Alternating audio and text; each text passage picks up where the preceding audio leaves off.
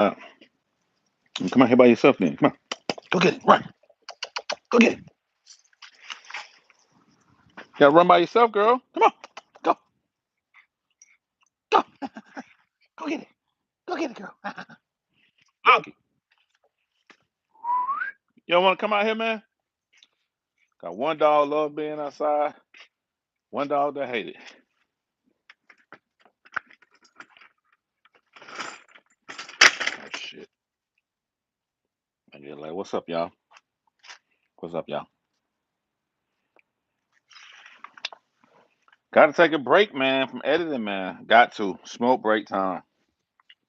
I ain't wore my black wooden frames in a long time. It's been a minute. Normally, y'all see me with my square wooden frames and my round wooden frame. You know what I'm saying? I rock the rock one.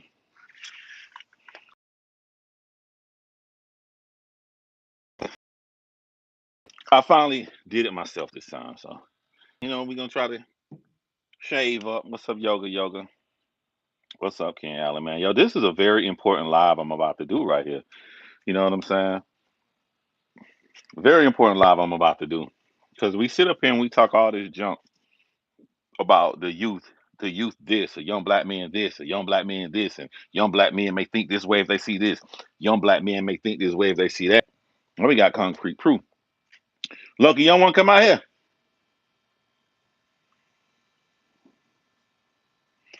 I got one dog right here. Love being outside. Whoa! Oh, nice save.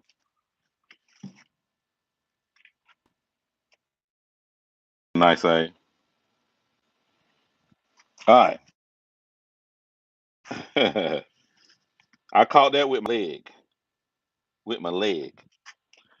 I got one of them stands, right? On the stand, you can you can clamp the phone on, but I'm so lazy, I didn't clamp the phone on it. I just got the phone floating on it right there. But all right, well, it's a good angle anyway, right here. Saturday, sun out, Bud Light cigar, Bud Light lime cigar, good to go. What's up, life precious Deanna? Okay, so check it. I've been telling y'all for the past 2 weeks to go subscribe to this guy channel by the name of Gravity Takeout. I've been telling y'all to go subscribe to this guy channel because you can see a young man awakening before your eyes as he's learning new information and how people are dealing with each other online. And it's a wonderful process to see somebody coming to their own. And I kind of feel sorry for him because I'm jaded. I know how fucked up people are on the internet. And he is learning right now how fucked up people are. And you can see him processing this. So he got a new video out. His video is his thought what happened on the lead attorney with me. I feel like I want to open my legs last so I can be a little shorter. I'm too tall for the camera because I'll be cut off up here. I got my legs open. So his new video just came out right when I went to the store to get me some butane for my cigar lighter. Y'all need to go check out that video. Y'all need to go see how the youth are processing stuff from old ass middle aged men yelling and arguing online. I'm listening to this man thoughts about the lead attorneys live, and he's thinking what I thought he was gonna think about the situation, and he's appalled about the situation. He can't understand why old men are doing all this yelling. Who did this? Who get the most credit here? Who doing all this stuff he doing? And I'm sitting up there nodding my head, watching his video along with him. I'm like, yeah, yeah, yeah, you're right, you're right, you're right. Until it hit me, the details don't matter. The details do not matter. It still fuck up everybody's name. If you look at the details, when I was on the lead attorney channel, I was the only one who's saying, who cares how the information get out? As long as the information get out, we're spreading Jessica message. I said that so strongly that if you look at the details, and I was even asked, would you do all this stuff over again? I'm like, yeah, consequences, no consequences. I was able to stick to put 400,000 new people in 4 days to spread her story, and I won't change that for nothing in the world. I'm the only one who had their eyes on the prize. Why these people talking about credit and all this other bullshit that don't matter. But even though I was the only one that did that, it doesn't matter. When you look at everything as a package deal, what's the shortest sentence you can say when you come away from the lead attorney live? What'd you do today? I saw some attorney go live on YouTube. What they was going live about? Some girl got sexually assaulted and the men was over there arguing about who got credit and $100 and all of this stuff. It was crazy to see. It was some bullshit. It was some bullshit. It was some bullshit. To watch this young YouTuber heartbreak as he trying to process and understand something that's so simple. It's almost like he's gaslighting himself because he's trying to think like, yo, what the hell is up with these old men arguing all of this shit about something ain't important? The only thing that's important is her getting her story out. And he like confused, like, because he think in his brain, this should be simple. Bro, I'm right along with you, Gravity Takeout. I thought it should be simple too. I thought it should be simple too. I don't understand the need for all of this clout to talk about all this bullshit. Glad you're back live today. Some people tried to shut you down earlier. Maybe so. I don't think so, but maybe they did. What the hell am I supposed to do to keep my attention now? I was just watching his channel. Deanna, am I saying anything wrong? You were just watching his channel. Then that poor little young man is sitting over there trying to figure out what the hell is wrong with the world. How can people be so bold and so brazen that they can go out here and brag and try to take credit of who did this and who did what? Young man, if you see this video, it's a lot of people agree with you, bro. You know what I'm saying? It's just the smaller, the negative ones are a little bit louder. The negative ones are a little bit louder, but it's a lot of people that agree with you, bro. That what you feel about who did this and who get the credit, that's exactly how my brain was when I first saw Choke doing this on every video. I couldn't understand it. I just my brain couldn't commute it. I'm like, to be real with y'all, I'm used to going up to dirty people who hide stuff. Like they want all this credit, but they're smart enough not to say I want all this credit. So when I saw Choke doing this on every video, on every platform, on every video, all this stuff, I was shocked. I was like, bro, you look bad. You gotta stop. You look really bad. You can't keep doing this shit. You can't keep doing this. You look really, really bad about this shit, about the credit and all of this right here and everything. And hold on. I'm so scared it's gonna be bad. It's a new one.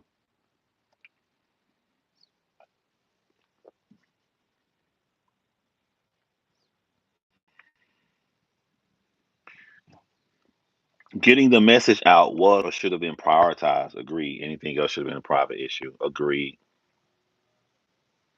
I just watched C disrespect Brandy on the. So was it as bad as I thought, Kathy B, when you saw him disrespect Brandy? Appreciate that, Caliber. Really do, man.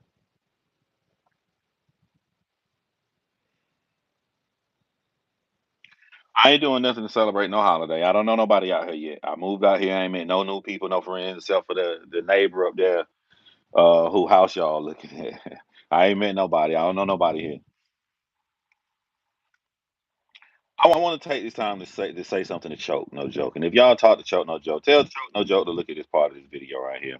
And I'm not gonna do it in an antagonizing way. None of that shit right there. I'm gonna talk just like if Choke, no joke right here, bro. On some real man to man shit. If I was your best, your homie, I would tell you the same thing I'm about to tell you now, man. I think you listening to the small few who pumping you up is really destroying your reputation, man. Um, I think it is a terrible look to go out here and shit on everybody and try to say that nobody's giving you credit. The first words out of your mouth should not be credit. The first words out of your mouth should be Jessica. I think you looking delusional if you got this thing you putting out to the world that is supposed to be you with working with Jessica only, like you're her only savior outlet. You don't want no new people, and you put down anybody new. That's kind of crazy. People, when you see a crime or you see a story happen, we ain't even got to go that deep. If somebody make a new record Obligated to only go to the Breakfast Club. They're gonna have a whole press rollout to get as much attention as possible. They're gonna go to the Breakfast Club. They're gonna go to Hot 97. They're gonna come down here to 107.1 in Atlanta. I said like I'm in Atlanta, Lord. When I was in Atlanta, they're gonna go come over here to California, to LA. They don't want to talk to Big Boy. They're not obligated to work with one thing. Their goal is to sell as many records as possible, to become as much noticeable as possible. So they're gonna work with every single body. They are a single entity working with a bunch of different people. They're not one entity tied to one outlet. Jessica Reed is a single person. She is by herself with her mom and her family. We are just different vessels and ways to push her story out. So you gotta let that shit go, bro. You gotta embrace when new people coming along and new people coming along with different kind of talents that can help her on her journey. It's not her journey with Choke no joke. It's Jessica's journey by herself. You know what I'm saying? This ain't no hate shit. This ain't no trying to come down hard on you shit. This some real shit, man. This some real shit. Um I think it's wrong to try to say on a large platform. Not the lead attorney ain't large, but the way he large enough that if he puts out a popping topic, everybody gonna come watch. So I think it's wrong to have all those people watching and try to say that Kwame doesn't care. Kwame only doing it because he hates Charlemagne. You know what people tell me about you, Choke? All these people running around saying that you had this hatred, this beef with Charlemagne the God. They running in my inbox saying all this stuff about you. I didn't care. I heard this stuff as soon as I saw your video. I saw it in the comment section. These people saying this niggas. You know what I thought about when I heard that? I don't give a damn about Choke Pass. I don't give a fuck about nothing in Choke Pass. Choke got this girl on video and he getting her story out there. He getting her story out there. That's the only thing I thought about. Did some real shit, Choke. Even this morning when I woke up, you know how many emails I'm getting? Private emails from people. I ain't even opened the email. I'm getting private emails, people telling me all this dirty stuff you done in the past. They sending me real documents and court shit and everything. Wait, hold on. Oh yeah, I'm live on air. So now you fine. Uh, but I'm gonna eat it, whatever that is. Gotta have good neighbors to give you something, man. But no matter no matter what they come into my inbox, I don't even pay attention to because it don't matter. I don't care about your past. I'm not here to shit on you. I'm not here to make you look bad about nothing. I don't need to know nothing else about your life. It was just about that one single incident you handled, just one single incident. I don't need to go and do all the other shit. So it meant nothing to me to receive all those emails. I'm telling you this for a reason. I didn't take that information to try to shit on you from your past to say you got a dirty deed. I stuck to you put a video for Jessica Reed. And even the first video I ever made, it's saying this shit about you. I told everybody who was upset, who was angry with you, you must still go watch that video. That is an outlet for Jessica. Keep Jessica first. You got to watch that video. That's the most important thing. So you don't know Kwame Brown to come out here and make the insinuation that that's the only reason that he's doing it with no evidence, no anything at all. It comes across, and I like using the words "it comes across" because you're not putting words in people's mouth. It just visually comes across as if you're upset if anybody is more popular than you and they get any kind of recognition for helping Jessica. It always has to come back to you. It always has to come back to the first thing or whatever. You know, I done a documentary on this girl named Vera Jo Messersmith. More people say it's more better done. If you go to the comment section of the original documentary that came out about Vera Jo, people are saying you guys got to go watch this guy named John Crine's documentary. I'm getting all this kind of love and everything for it. The guy who made the original documentary, he ain't mad. He ain't coming around saying, nah, I don't care how good John documentary was. I didn't use any of his footage. I mean, I did my own footage. But no one is, he's not upset at other people spreading the story about Joe Messersmith. He likes it. He understands that it's about the message first, you know? And that's just advice from a dude you had some kind of little small beef with because the youth is watching. They are watching, man. They are watching. This kid, Gravity Takeout, looked like his heart was breaking before his eyes to see older men bicker and argue. This young man, by watching the video on his own, he saw the same thing everybody else is saying. Why is this girl on the panel with these dudes up here, and they making her question about some shit when they should have been talking about her story? I understand the lead attorney. There's certain career fields you have that change the way you think, where you don't put empathy first, you don't put morals first. The lead attorney went to a specialized school in order to defend and to debate to be a lawyer.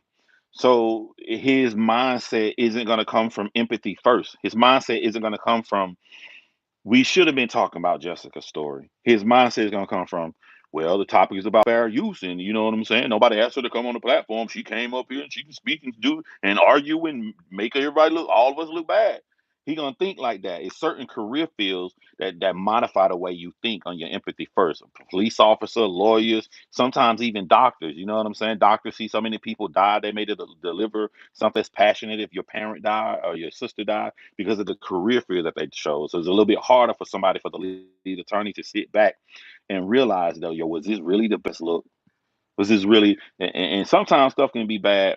It can even go past your morals. You got to say, for business. For me as a new YouTuber coming up and all the people loving me, was it really a good look to do this way? Give this man Tommy all the air and tell people they should be nice and all this stuff to him and everything. And he turn around as soon as he leave my live, I'm taking up for him and giving him all this free press. He disses me and say I'm a fake attorney. Was it really the best look? You know what I'm saying? Um, Grown men find over credit over video instead of focusing on Jessica. Facts choke the fake attorney and Tommy. And here's the kicker though. We got to be honest. Even though I wasn't doing that, it still made me look bad because I'm on the live. I should have never went on that fucking live. I went on that live because my picture was in the thumbnail. He about to say something he don't know nothing about. So at least let me try to make it look a little bit better if I say my portion of it first, which turns to a shit show because I should have known better that everybody gonna want to say their part and it's gonna snowball into something else. But you see a lot of time on my videos, I talk about the youth and what young black men gonna see, so it hurt me to watch Gravity take out new video and to see it on a young man's face and how he took that information. But at the same time, it was awesome to see a young black man feel the way that Gravity Takeout felt. It's a good feeling in the end. When you don't look at it personally, like I look bad, but when you just look at it on the outset, it's great. This man ain't falling to try to be on nobody's side. He ain't trying to be on nobody's team. He is collecting the information and he understands what's most important. You know, no sexually assaulted victim should have ever been on a platform like that to try to defend themselves on anything. Just because you're a lawyer or you're a doctor doesn't make you a good one. The lead attorney is BS. I realized long before. Trumpy's a major busboy. Please watch Hip Hop Uncensored. The plot thickens the truth behind Charlamagne and God's Spanish fly jokes. Okay, I will watch that. The video I posted earlier on my last one came from Hip Hop Uncensored. So Kwame responded to Leonard. The fact he came on the podcast this morning cussing and yelling shows that men are not moving the way men are supposed to. Who came on the podcast cussing? I know you hear this all the time, but Kwame helped me to your channel, and I respect the calmness and composure you exhibit. Thank you, Ken Allen. Appreciate that, man. Does he have the skills to replicate that success, or is he not so great at it? Then I can see this uh, vigilant about credit. I don't know, man. I hop from victim to victim, documentary to documentary. I never stick around on one thing and ride it out for a long time. I do it to try to help as many people I can. And what you also gonna learn, there's a lot of people that I work with that are victims that because they were victimized, they go and do platforms to talk about other stuff. There's a girl named Sarah Turney whose sister was murdered. She's been fighting for justice to try to get someone arrested. She was successful at using TikTok and got her. They arrested her father for the murder, and she became so big on TikTok. They did interviews with her in 2020, all this stuff. And what does Sarah Turney do now? She goes and she talks about other cases. She give other people the platform to spread their stuff. I told y'all on this channel about a woman named Carly. I talked to her this morning. She started her platform up to try to help other people. She getting me to do documentaries on other people that she know of who got missing family members or people who died. Three new documentaries coming just for that one. Uh, you're saying like maybe Choke can't replicate the success. or whatever, it's still no excuse. I don't even think it's choke. I think it's the community we live in. No other community will let a person get around whining and crying like a baby everywhere they go, trying to take credit over a sexual assault case. They won't do, like, he'd have been called out immediately. I'm on these YouTube streets. I talk to victims. I talk to cases. It would have never happened. That you would have got shunned immediately. So the fact that like people champion him, you're gonna promote the wrong behavior, and then that's why he feels he can keep coming online and saying it's about me, me, me, me, me, and the youth is seeing it. I'm loving the way that the youth is reacting, but the youth is seeing this shit, man. You can tell the real YouTubers are concerned about our culture and the ones that are there for the clicks, views, and BS. I really like to see your documentary again.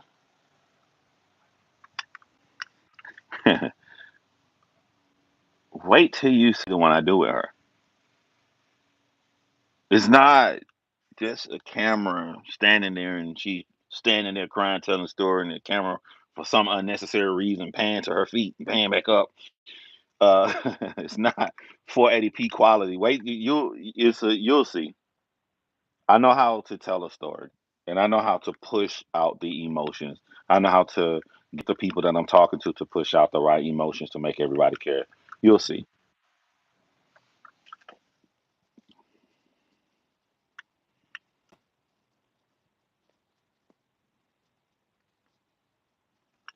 From what I seen, he had been doing it that way though. From what I seen, you know what I'm saying? It was weird. Choke had went when he went live that day, and I went to his channel, and he was excited. He was happy. I think at that time my video had like 300,000 views. He was like, this other guy named John. He did the video, got like 300,000 views. Shout out to him, you know what I'm saying? Because he said, because John getting views, hell is showing that I get views. You know what I'm saying? Since it came from me. So since that came from me, I get the credit for all of that.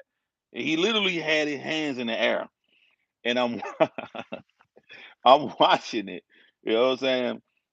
This is a man on a live with the lead attorney, and if you only watch that, you would have swore I stole his shit. He caught me stealing for the shit, charged me for it, and got rid of my ass. You would have never knew it was days in between when he was loving the views I was getting. He understood that everything. The conversation was over with. You would have never have known that nuance occurred. So it's crazy to me. But like I don't I'm not used to people acting like that.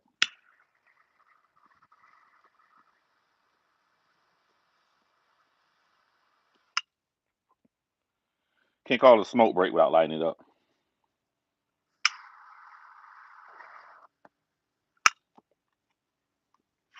Hold up, y'all. Let me close my door. I want the smoke to go in my house.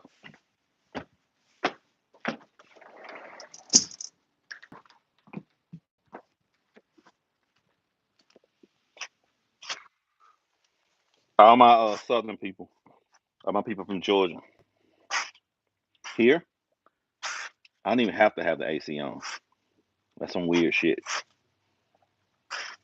I bet you everybody got the AC on in Atlanta right now. I didn't have to have my AC on. I don't even think it's on. Salute King. What's up, side three? Always showing support. What's up, Sean? Listening. I see you. I see you. It was crazy to see Gravity Takeout go like yeah, some dude named John. I don't know what he said. John, I don't remember his name, John. And I'm like, hey, bro, I'm the dude telling everybody to go to your channel. Oh, and telling them why they should subscribe to you, man. Because like I still feel the same way, man. Like I like seeing good brothers out here putting out good content, man, and actually using critical thinking. I had just seen the Gravity a few minutes ago. Yeah, I like all his content, man. And this is the thing about seeing somebody. Somebody say, "What you puffing?" I have no idea, bro. They was out of Cohiba Blacks, and when I have Cohiba Blacks, I get part of this. So I was in there looking for black dark cigars. Damn, where to put the label?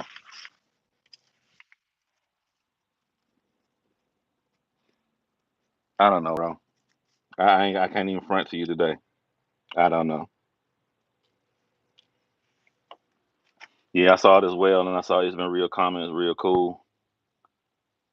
Yo, the thing I like about watching Gravity Takeout's YouTube channel is because he going backwards, and it's interesting to watch somebody go backwards on the research.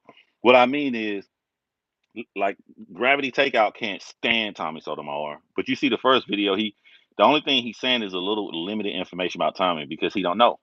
Then he looking deeper, and he sees something else dirty. He sees something else dirty, and you see his brain processing like, yo, this a whiny bitch ass mother. Like you can see him learning and processing shit.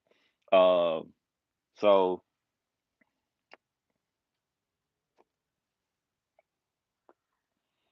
I don't like living in the hills, bro. Cause when you live in the hills, it's like your house here, then the neighbor house there. They can just see everything. Like I see her in the front yard. Like, see my hand? That's the street. Street like they can just see. What's the point of having a fucking gate? You can just see everything. Look at the window to the kitchen. You can be washing dishes and looking right at your ass. But with an Italian ice. That's what's up for Fashion OGTV. But when I say that Gravity Takeout is going backwards, I know shit about people that happened years ago. And then shit happened after that. Shit happened after that. I'm going forward with time. So how I learn these people. He going backwards with time. He only seeing something new today, and then Gravity Takeout may go and see something that happened 2 months ago. Then Gravity Takeout may go see something happen a year ago. He going backwards as he gets his research and learning. It's interesting to see what someone else's opinion is. That's why I don't like telling people about no other YouTuber. I don't like doing that. Like, let's just sit back and let people do their own research and they come to their own conclusion. If this person is who you say they are, they're gonna find out.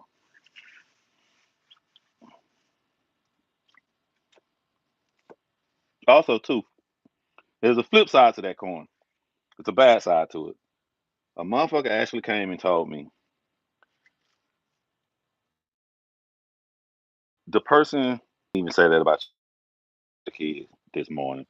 That pissed me off for somebody because it's like you know somebody broke into your house and you pissed the fuck off, and somebody come up and say, um, well, maybe there was a storm last night. Maybe the wind blew all this shit on the floor. You don't know. We can't just say somebody broke into your house, and you know for a fact, like, these motherfuckers think that they can go back and do a little piece of information on one night. And one night you do that I live my life through. So let me tell y'all motherfuckers, the little piece of the video I showed y'all was 2 videos. You see how people think they do research? When Tommy is talking and he says he want to beat me up with a brick and do the shit to me in front of my wife, and then it flips to the picture of my kids. The picture of my kids is another video. There's two right there. There's 3 videos. The first one he's talking about my daughter getting hit by a car. I listened and heard him say it in my own ears. We played it. We went through this in my life. We played it on my live during that time. A lot of people was making YouTube videos about it at that time. This is a big event that occurred. So just because your dumbass went and saw a piece of another video, don't come running to me tell me some shit that ain't happened. And then when he talked about setting my children on fire, the second video was when he put my children up. That's when he got mad and was trying to show my personal life in another video. Then the third one, when he went live again, he tried to double down. He was like, I don't care if y'all say I said your daughter should get ran over by a truck. I don't care if y'all said I said I beat him up with a brick. I'm gonna double down and go even harder. So he went live again, and to amp it up, this time he said he'll burn my motherfucking kids up in the fire. So because we lived through this, there was a big drama event that took place. Don't you dare come to my channel and tell me some shit that ain't happened. That's the bad part about when people come in and feel like they've done a little bit of research on some shit. They can come tell you some shit you don't went through.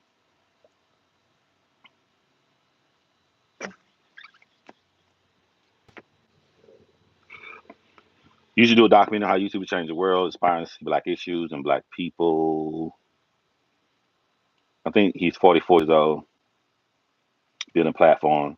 We was gonna do something like that about drama and clicks and how people do a lot of dirty shit behind the scenes that you guys don't really see. You know, you guys think you see something in public, but the YouTube be knowing there's a whole lot more to that. and they put out a little bit, they only gonna put out enough to make their narrative and make themselves look good. They're never gonna put out the entire thing. They're just like the whole exchange with me and Choke. No one looked at the screenshot and saw two things that's right in your face. Number one, there was no conversation about money. It never came up for me to think about money. Number two, the only thing he was mad he was asking for credit, and he already got credit. He already got credit in the comment section. He got credit in the video, but he wanted it to say directed by Choke No Joke. I changed that. That's the end of the conversation. That's the only thing he was asking for. It changed. It says directed by Choke No Joke in the comments, so the conversation's over with. After the conversation was over with, he then came back and he asked, "Could you shoot a donation?" Donation to me. We gather donations for victims if we working with the case. I ain't never asked for no donation for somebody to give me money to put in my pocket. So we come from two different worlds. That could be a misunderstanding. You know what I'm saying? That could be an honest misunderstanding. But also too, people didn't pay attention to that. He had like, it's my footage, you gotta pay me. Well, that ain't on a screenshot. You didn't tell me to pay you. You asked me to you asked me to shoot a donation. That means I could have took your shit and read it and just not replied to you. I could have just went on with my life. You weren't gonna be mad about the video up because you had already in your initial thing said that I just want to get credit, put my name right here, we done. The deal was over with. You went as a bonus and added that last sentence in there. So when people go out and be like, uh, you gotta pay the man, he didn't even tell me I gotta pay him. He asked. He didn't tell me. It wasn't no part of no deal, no nothing. We was done. That's right on the screenshot. But people don't go too deep and look into stuff. People don't look at stuff like that.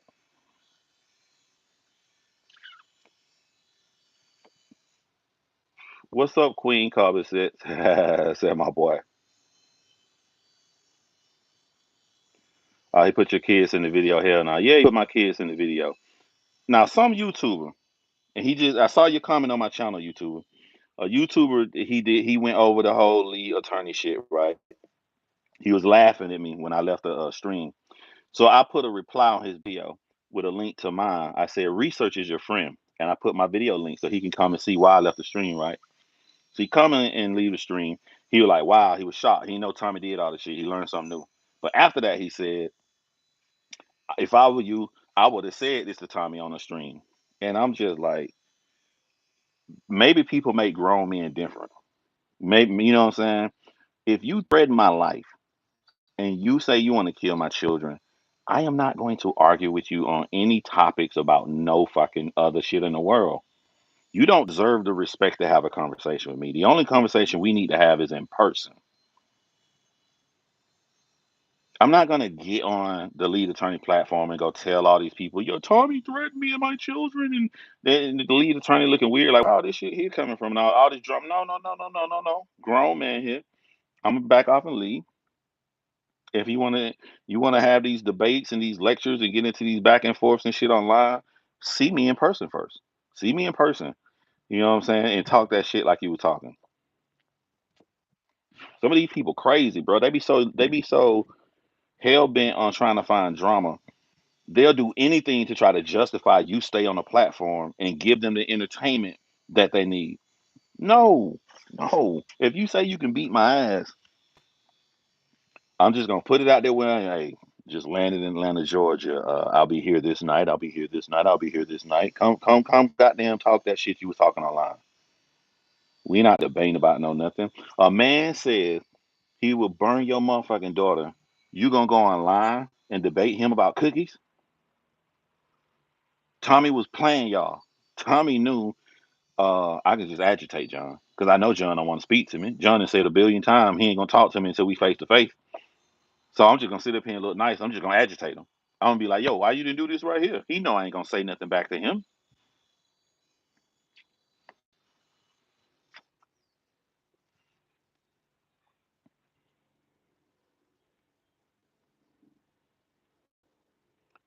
Thank you, Ottoman, Ottoman. First they will call you crazy, then they will send a woman, then you the G word, then they will mess with your family.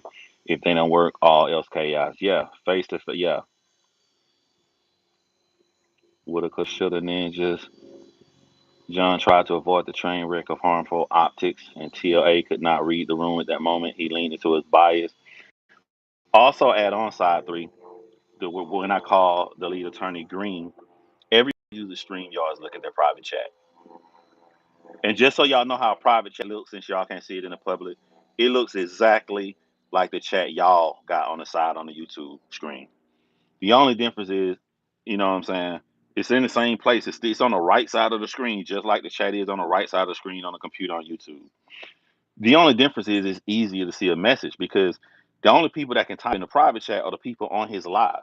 So the only people, if he look over and see any words, the words coming from either me or Tommy. Me and Tommy, the only two people there. Every YouTuber that uses StreamYards look at their private chat on the side. But he green. He knew. He don't know no better. If he would have looked, so people can't say it came in last minute. I put it as soon as Tommy came in alive. All the lead attorney had to do was look over there and see, I'm getting the fuck off this. But he green. He green. He don't know no better.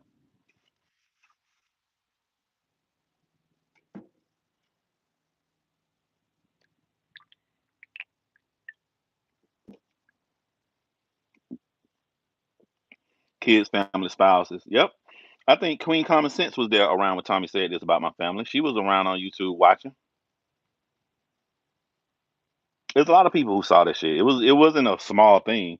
Can you if a YouTube you saw a clip that Tommy said about me, right? What a YouTuber gonna say that about another YouTuber and it ain't the thing that everybody talking about? Everybody was talking about it at the time.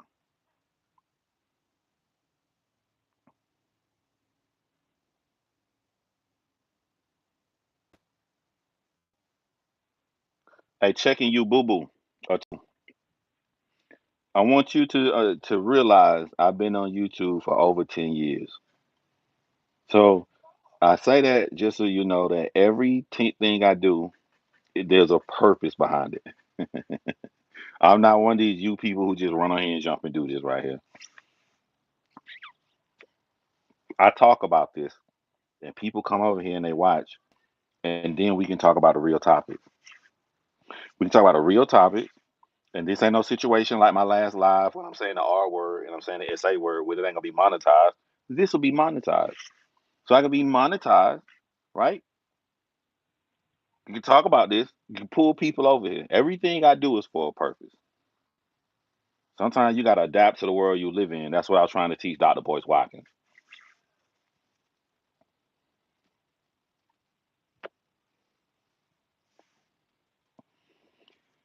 I'm an old man. Anybody got to listen to me.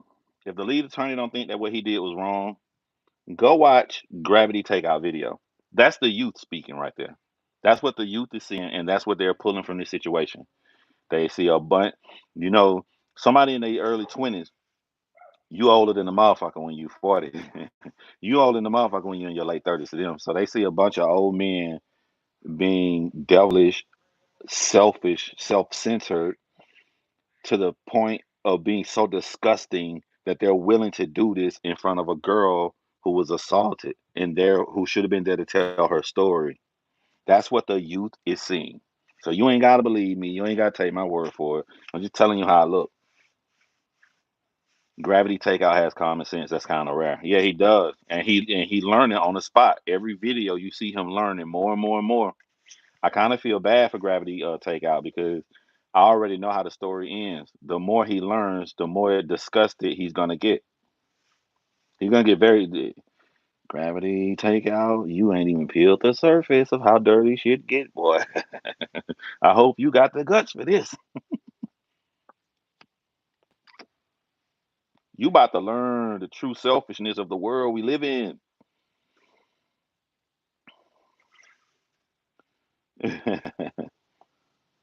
Somebody said what I did to him to make put death on your kids. Even though I just said this in another video, I say it because I'm chilling in the backyard smoking a cigar.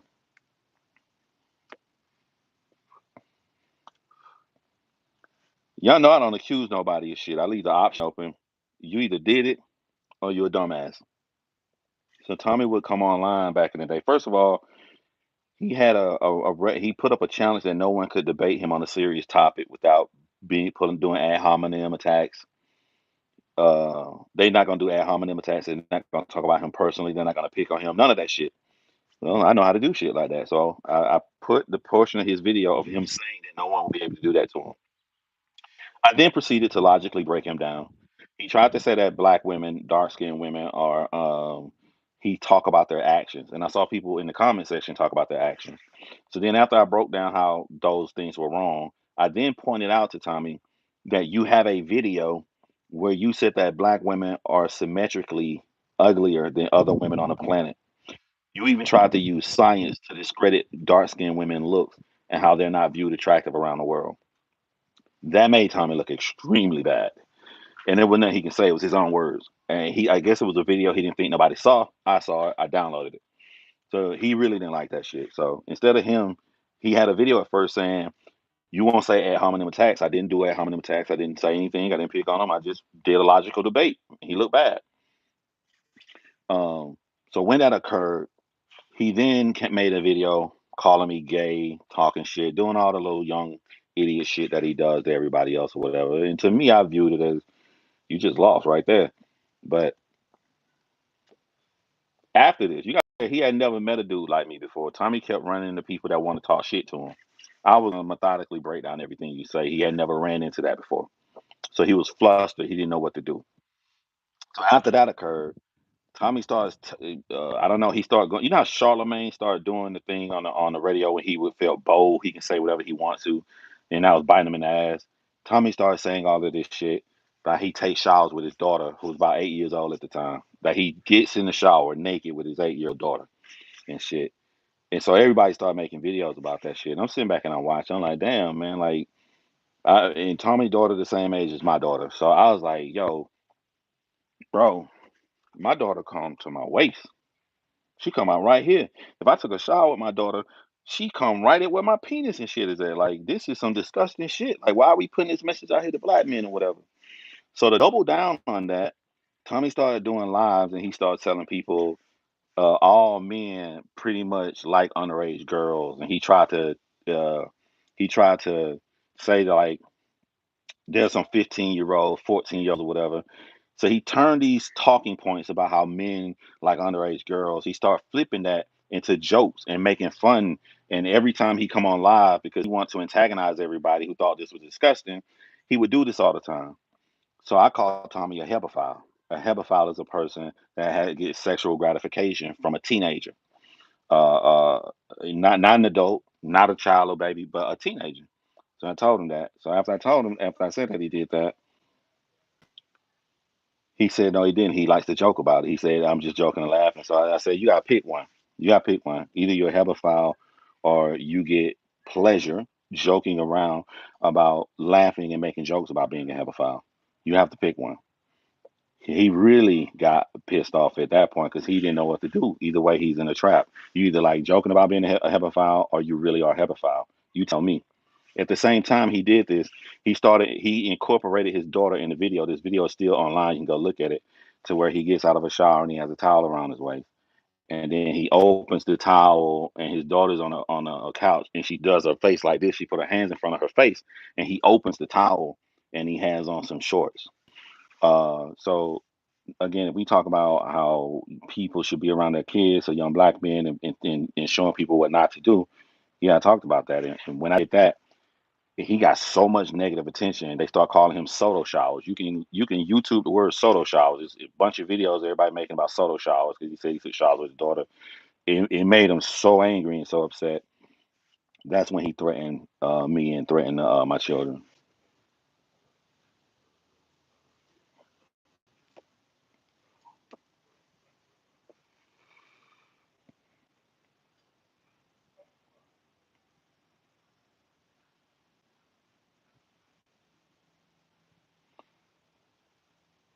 He had never dealt with that before. You know what I'm saying? Like he got destroyed by Tariq, but Tariq destroyed him in a way by making a Muppet character and clowning him, which was very funny.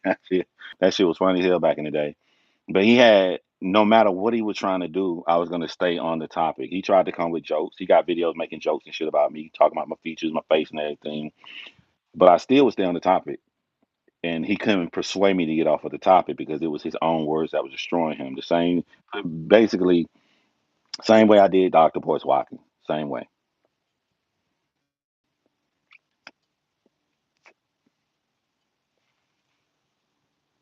And he did incorporate his daughter in the video. The video's on YouTube even right now. You can go find it and see it.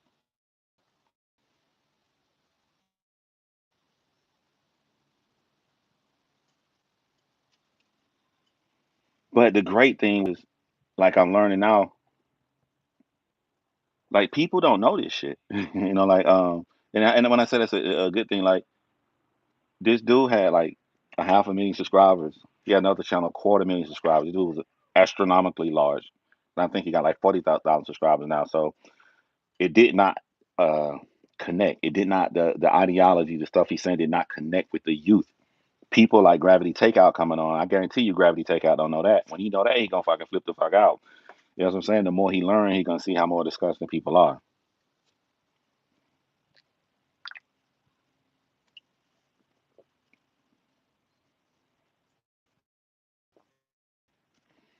So to see this new generation out here, these guys' ideologies are staying, they aren't lasting.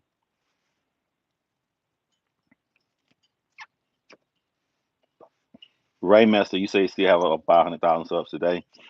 Kind of weird. Why would you do all your videos on the channel with 40,000 subscribers if you have a channel with 500,000? It kind of makes you feel like the channel must got fake subscribers or a dead channel that YouTube has demonetized. If I had a channel with 500,000 subscribers, I'm not going live every day on my channel with 40,000 subscribers.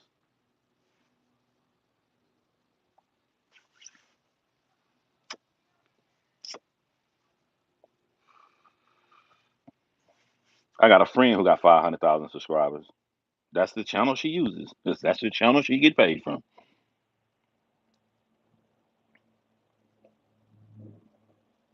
That's what. Look, speak. All right, I got to call us out. I got to call my people out.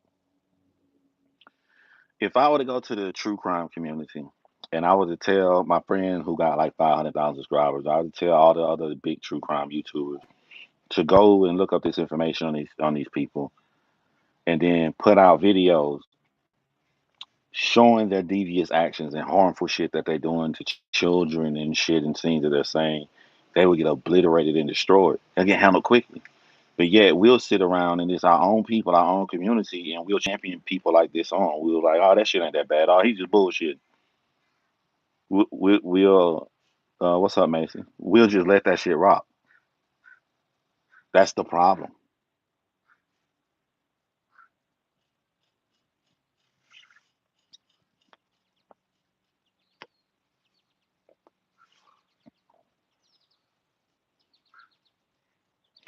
There are many young men and women had their lives turned upside down by adults around them being inappropriate, ruining their futures long after the incident occurred.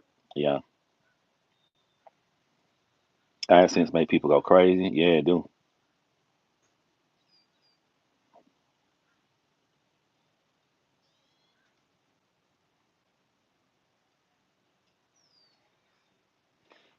Do yourself a favor. Go to YouTube search, type in the word Soto showers. It's one word. SOTO showers. And watch all the videos pop up.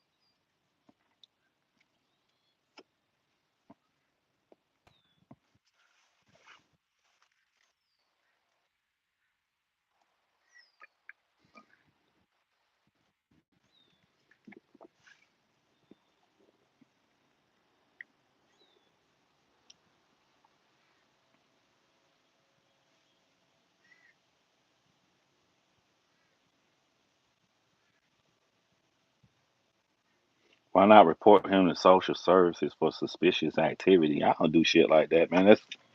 I don't do shit like that, bro. I don't go into nobody real life and shit like that. You know what I'm saying? If you come into my real life, you threaten me, we can meet somewhere and we can go in real life that way, you know? But and that's another thing too. He kind of want you to do something bad uh so he can cry. He likes to cry a lot, and I wouldn't do that. Like a lot of people would pick on his they say cruel things about his daughter and say all these harm all this shit. And every time they say something bad about Tommy's daughter or talk about the way his daughter looked, I'll be the first one to defend Tommy. You can destroy Tommy. talking points, and you don't have to talk about how the man daughter look. And he hated when I would defend him like that because he couldn't lump me in and say I'm with this group of people that's doing all this dirty shit. He had to keep me in a spot where this dude is only rebuttaling my point.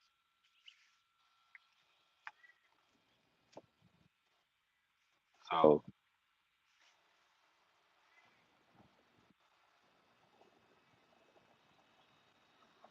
and that's how fucked up his brain is. You should be happy that I'm doing that. You should be happy I'm taking up for your child.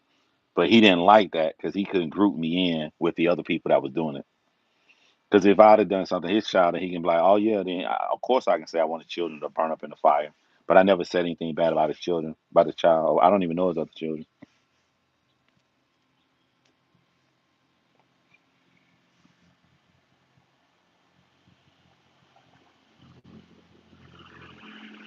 Yeah, I saw that, and I see everything. But I appreciate you giving me the 411. But yeah, I saw it. But not that. But they cool though. You know what I'm saying? They cool. Like when I go offline, I'm gonna go over there and talk to them.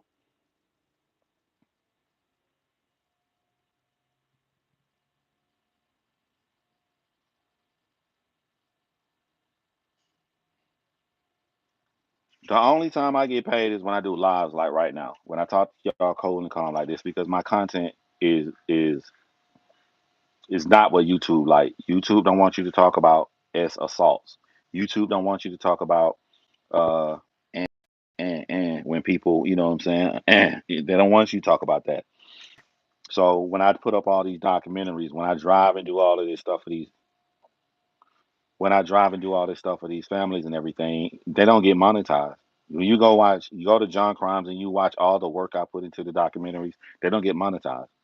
Uh, so I go live, and then this is where the monetization come in at, or from Patreon, or people giving in. Stare back at your neighbors. I can't, man, because they cool. Like they really cool. I go over there like they do this thing in their garage where they sit out. They got carpet. They pour drinks and shit. I got real good neighbors, man. People be like, we just want to see the drama, but the lines have been drawn. We won't get these snakes in and out without choosing sides. Yeah, the things that these guys do would not happen in another community, but we champion it. We champion it. That's why people couldn't grasp. They couldn't understand why the hell does this man think Hope Given want the money for Jessica? Because that's the community I come from. I come from the community that's what you do. If I work with Carly and you hit me up, you want to use some of my footage, you know what I'm saying, to try to spread Carly's message or whatever, and I ask you for a donation, I'm asking you for a donation to give to Carly. Someone actually said this on a video. I think Gravity Takeout said this. He was like, people don't do that stuff for the victim. Yeah, they do. Where I come from, yes, they do. Where I come from, if you did it and you did it for yourself, you look bad. Where I come from, if you run around here saying me, me, me, me, me, put all the attention on me, give me credit, you look bad. So you know what I'm saying? So it's a little bit. It take me a little bit back to see like we allow this stuff. We allow this stuff to happen, and then we get confused when people do it. Jessica, what happened to her on June 8th of 2001 should never in her lifetime have to come back, defend herself uh, on any large platform about um, credit and all of this bull crap. Shout out to Amsterdam, man. I see you, man.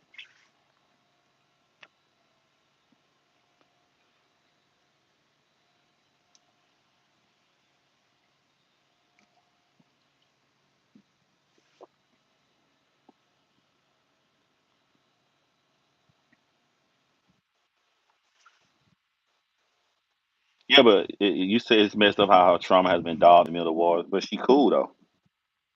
I've been talking to Jessica all day. She cool. I mean, as cool as you can be. She's not cool about that situation, but I'm just saying, like, she not moping around right now about that situation. She chilling, enjoying her Saturday.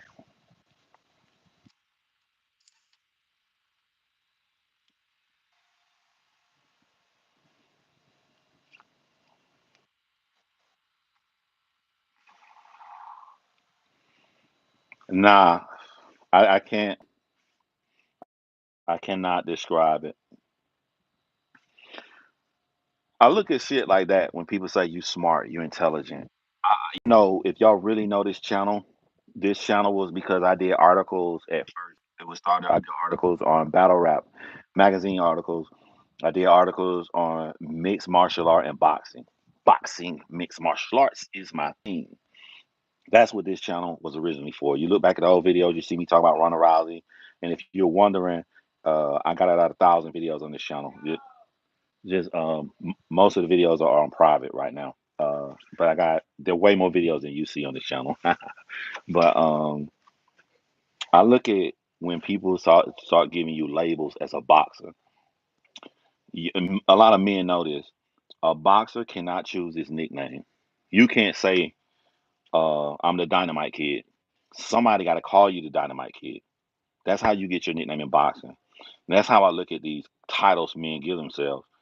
I can't come out here. I'm Mr. Critical Thinker and all of this shit. Somebody tell you that.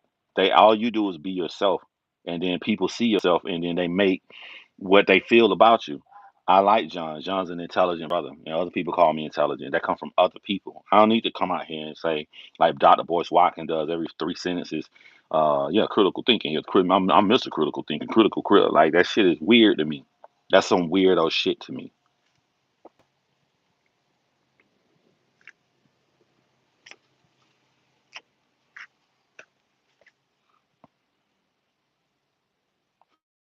So I don't even know all this critical thinking. This critical. I just say my opinion, and I make it a point to say why I feel the way I feel. That's all you got to do. You ain't got to come out here and try to be super intelligent and all that stuff. You feel this way? All right. Y'all didn't even know in the video I'm telling y'all to go watch. Um, was it Gravity Takeout didn't say something super positive about me in that video. It didn't matter.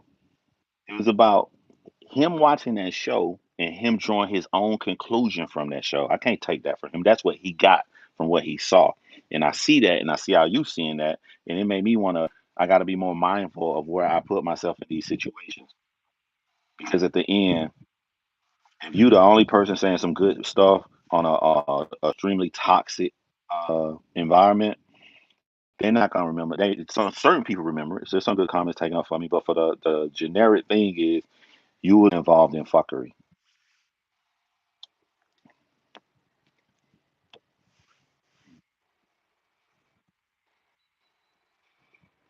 Do you have any information? What information do you need, Miss Davis? What information you need? They started dating when they were 16 years old. She made them wait a year. So at the time of the first time they had sex, the first time they kissed, a year could be 365 days on the dot, but a lot of people don't say that. A year could have been 13 months later. It could have been 18 months later. It could have been 11 months later. Given that information, she was either 16 or 17. He is 3 years and 3 months older. I know both their birth dates. I'm just not going to put that personal information out like that. But knowing both of their birth dates, if she was 16 or 17, he was 19 or 20. There's no other way. He can't be 21. He can't be 18. That's the Charlemagne locked themselves into that timeline. He can't come out and say, we were grown. I was 24 and she was 21. No, you said y'all started dating when you were 16 and she made you wait a year. So, what other information would you need, Angela? And shout out to you for making the comment, Angela. Appreciate that.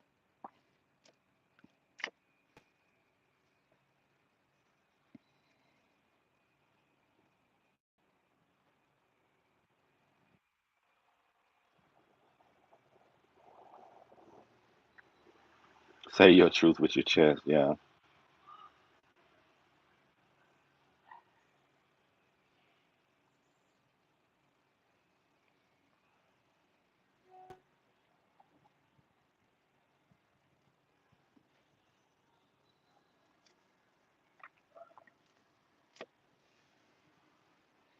Tell y'all what I do wrong. I'm probably making cigar smokers cringe. Like cigar is flavorful, right? Because you're not inhaling it, you're not getting a nicotine rush, you're tasting it. So when y'all see me smoke a cigar, I do like this. I blow that motherfucker right back out. It's like putting a piece of gum in your mouth and spitting that shit right back out. I must be driving cigar smokers crazy because you're supposed to enjoy it a little bit. I do sometimes, but sometimes it be a lot, especially when it's just small.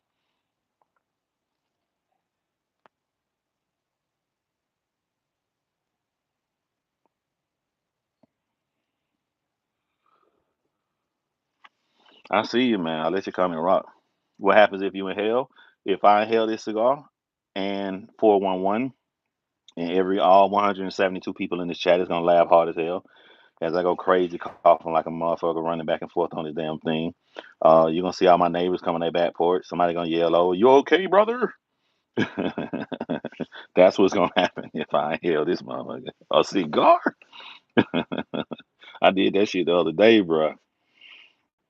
Normally, the light come on when I come out here automatically. It didn't come on. It was black dark. I don't know. I'm making excuses, but I said, boy, I went crazy out here, bro. I mean, it shit took like 5 minutes too. But I'm talking about the real 5 minutes, like not no 5 short minutes. Count to 65 times and imagine somebody coughing up a lung that long. That's what's gonna happen. Is it gonna turn to the most comical live ever if I hear that motherfucker? Just came across your channel a few weeks ago, bro. Your shit is thorough. Much respect. Thank you, man. I really do feel bad. A lot of people be like, "What's up, Travel in the building?"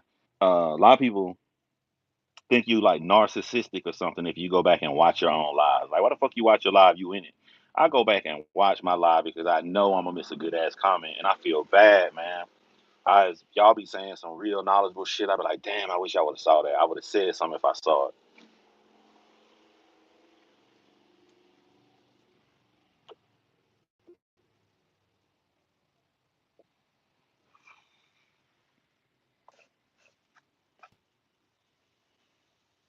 Oh yeah, and by the way, that was his justification for posting my children up. Was because you either a hebephile or you like joking about being a hebephile. Pick one. So he was like, people are trying to say, I'm a pedophile and all this right here. What about John Logic? But he posted a picture of my children, uh, with no malice. You know what I'm saying? With no dirty photo, with no nothing. I wasn't even in the fucking photo. It was just my kids. I'm like, and I kind of fucked him up because he good now because he been on YouTube for a lot of years, but he wasn't good back then. He don't know the legal terms. So I told my wife on his ass. And when a mama see her children like that online, she going straight to the law. She like, fuck this YouTube shit, fuck this beef shit. This motherfucker put my children up there like that. So he got scared then. Tommy got real scared then.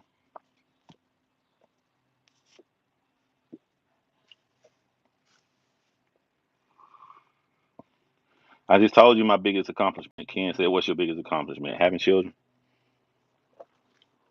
What do you want? Like, um, financial? What do you want? Like other so hard to answer other than kids since everybody say kids. I was really proud of myself for getting a degree only because of how I got it. I had a successful career. I did not need a degree. I didn't think so. And one of my close friends came to my house. He didn't. I'm gonna tell you, this nigga came to my house. I'm 30 years old. He came to my house like the Muslim and what's his name? Rock, whatever. Rock had the TV show on Menace to Society. You remember they took Kane in that classroom and they was like, "Here you gonna do with your life, brother." And they cornered Kane out the fucking blue. One of my friends came and they was like, "Bro, the brain you got, the way you write your scripts, the way you write your stories, bro, you got to go to college, you got to get a degree, bro." I just made the biggest sale of my life. I'm finna get me a $10,000 bonus check. I'm sitting in my house with the damn tie on and I'm like, the fuck you mean? I need to get a degree, bitch. My life is great. I don't need no damn degree. So he kept talking. He kept talking, and I blew him off. Nigga came back the next day. You know what we talked about yesterday. And then I'm looking at him. I'm like, yeah, Charles S. Dutton.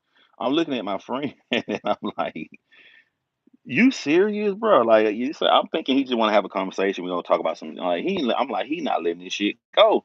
He had to make me so mad. I went and applied for the college, and I did. I had the three scripts that I really, really wanted to do. I really, really wanted to film. But then when I got into this college, I understood how to structure. I understood how to write. I understood how to use Final Draft. I understood the structural ways. You can be born with a talent, but a person can learn something. My biggest examples, y'all probably ain't gonna know. You got, because I do mixed martial arts. You got George St. Pierre and you got Anderson Silva. The way Anderson Silva fights, he fluid. It's something he learned. You can't teach that. The way he moved, it's natural. He became a champ. George St. Pierre was a nerd. Didn't know how to fight. Didn't know how to do shit. He became one of the greatest fighters of all time based upon learns. What if you mix both of them? What if you get some of your natural talent and you take your natural talent and you hone it the proper right way with knowledge and research, whatever that talent is? Don't rely on one. Don't be just learning shit, and don't just rely on natural. Put them both together. And for me to do that and come out and write articles, I remember I was writing for this 100 Bars magazine in battle rap, right? And I remember being there, and then Hip Hop DX had started. They had started a whole section just for battle rap. And I remember I went to Snoop Dogg event and I had a press pass. My first time having a press pass. I never had it. Maybe small to other people, but to me that was big. Hell, I had a whole nother career. Here I am. I got my degree. I'm already writing for magazine articles. I'm on one website where I do the boxing daily mailbag. I grew up reading the boxing daily mailbags from other authors, and I'm the guys who write these articles. They my friends now on my social media still to this day. And for me to be on their level, and I got a boxing mailbag, all this shit. Anyway, those are things that like wow, I'm coming into my own. And then I'm at Snoop Dogg event. Uh, and then the guys from Hip Hop DX come and lean on a pole next to me, and they whispering and they negotiate. They trying to pull me away from 100 Bars magazine to come and write for them. Just me, and because they not for I write for because of my name. They love my articles. They love the way I was writing, and that made me feel really, really great. Like wow, somebody trying to steal me away from another thing. That was the first time some shit like that had happened to me. To go and take a screenplay you write, and somebody take your screenplay and they go, um, this is the greatest shit I've ever read. This is amazing. And I didn't want to read your screenplay. Somebody kept begging me to read it. I kept telling them I'm gonna read it. I blowing them off. They got on my nerve. They like, please, you gotta read this. And I read it. I was blown away. We called you here. This shit is amazing. Proud of stuff like that. Those are things like you say. Even a week ago, signing my first contract as an executive producer of a documentary that's going to be coming out on the major streaming services to go through negotiations from late January with your lawyer all the way to next week, back and forth. I want this, and learning things about contracts that you didn't even know about. That's a big accomplishment for me. The fact that I'm about to get ready to take that journey and do that stuff. I say that those are things that I'm proud of. To do my first YouTube documentary on here, and you looking at the family member from another documentary and you become close friends with this family, and now they really, really cool with you. People you see on TV you didn't think, and now like you got genuine love for them, they got genuine love for you. You know what I'm saying? Call, reach out to you, make sure you're okay. Those are things I'm proud of. Those are things you don't think happen in life. All that stuff happened because I jumped. I might didn't want to jump. My friend came annoying out of me. I jumped. But no matter how it happened, I jumped. I didn't have no plans on jumping. I would have just still been selling and doing my regular business for the rest of my life. I'd have been financially making good money, but I would not have been happy doing what I enjoy. So those are the things that I'm really, really proud of.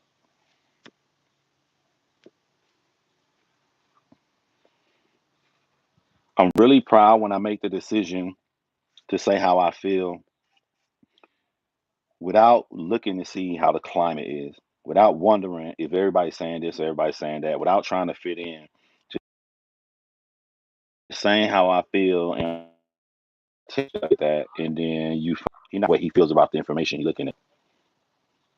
I have another YouTube channel y'all don't know about. I actually take my screenplays and I read them out while I'm live.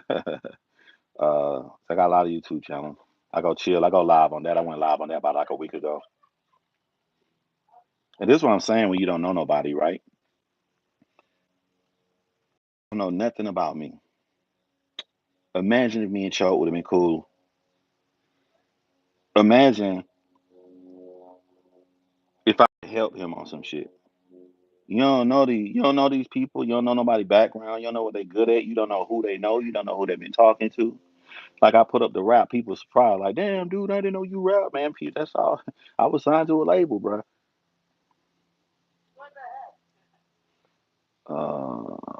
Hey, what about Hoist Gracie? Hoist Gracie, bro. I had a script. I need help with that. Shoot me an email.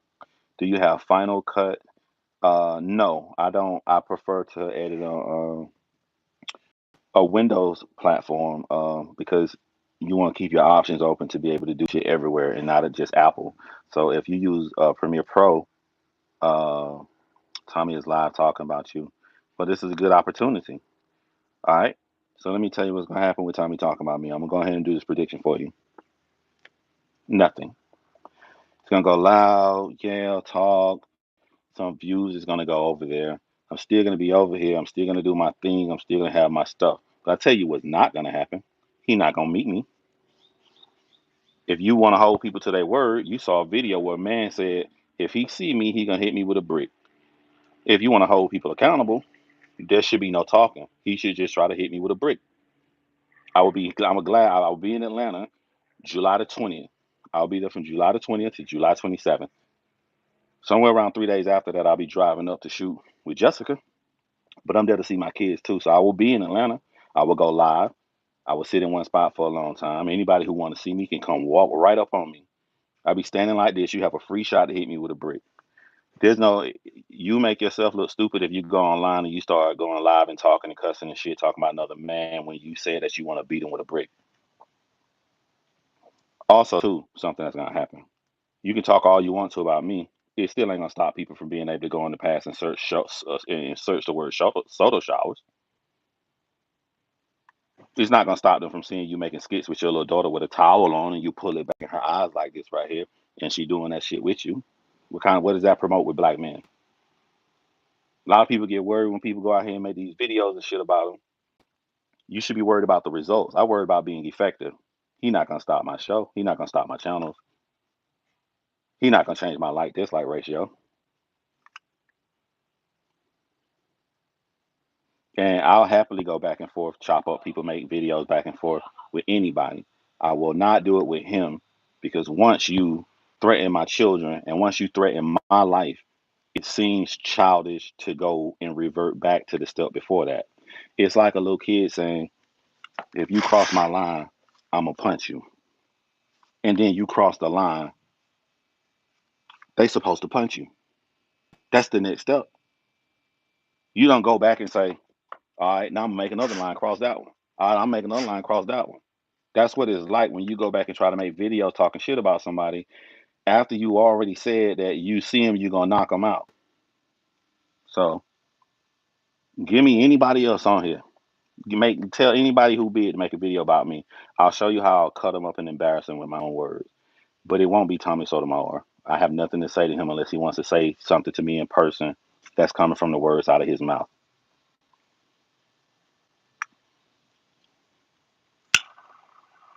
That's childish, bro. I don't do childish stuff.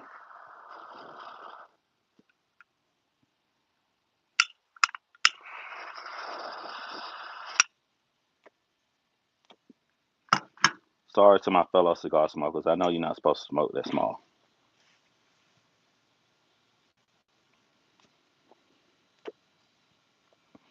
Y'all know this is a trend on how I do stuff. I know exactly what Jessica Reed told me, but I never use Jessica Reed words. I use Charlemagne's words because it's harder for Charlemagne. I use Charlemagne's words because it's harder for Charlemagne to go against his own words. You heard Tommy words.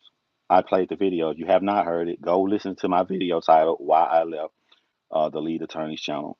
When you go listen to that video, I play Tommy in his own words saying, "When I see him, I'm gonna beat him up. I'm gonna knock him out with a brick, and then I'm gonna go tell the police that I did it." Okay. How many years ago was that? Ain't nobody hit me with no brick. How many years ago was that?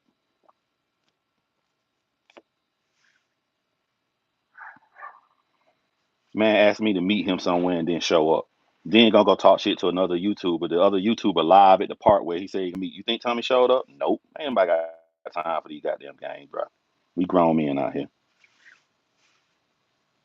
I still ain't been hit with no brick.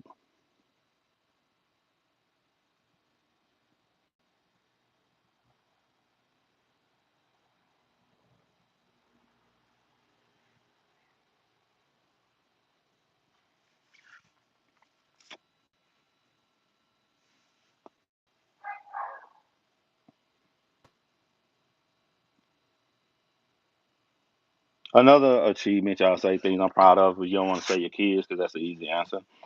When I sat in the movie theater and saw one of my films for the first time, when I bought popcorn and I looked at it and I looked at the ticket and said I'm buying popcorn for my film.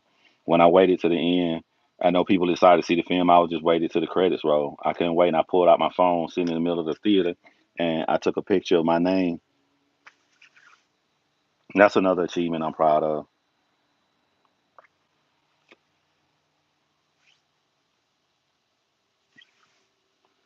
It's great that you care about how gravity take out and others see you. After listening to your side of the story, I can understand assets to our community. Appreciate that. Your big hugs to you. Big hugs to you. I spent so much time in the army. I was in the Air Force and witnessed the evil in the world and the loss of quality life. Yeah,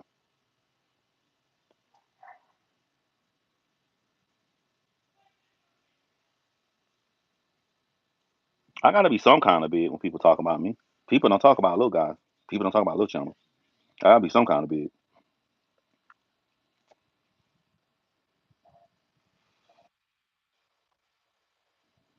Hey, brother, sent him your location, Khabib style. Yeah, Khabib style. Yeah. Uh, Firefighter rescue. You see my fire dog tattoo with the flame on it. Fire dog, fire rescue. Little things you never know about a person. I got a Forrest Gump life. Went from screenwriting to documentary and filmmaking to doing hip hop rapping to writing articles. Fucking coming from being a firefighter in the Air Force, I done did it all, man. Tell you why though. You know why I went to the Air Force? Tell the story how I went to the Air Force. So my dad was in it, my father was in the Air Force. Uh, I had one of those aunts that didn't play that shit. My aunt, my aunt was the one of the black women that like raised all the boys in the neighborhood. Everybody scared of me, Dot. Her name was Dorothy, but they call her Dot. I call her Dot. She was my aunt, but all the other kids in the neighborhood, she was Miss Dot. All the kids can cuss, they can talk to their mama. Well, Miss Dot came down the street. Miss Dot go in front of their mama and set all the kids straight. Well, Miss Dot told me, when you gonna leave and go to this damn military? You gonna get the hell up out of here. You gonna hold on. Cause I got that warning that I was under 10%, but I got my charger here. I'll tell y'all.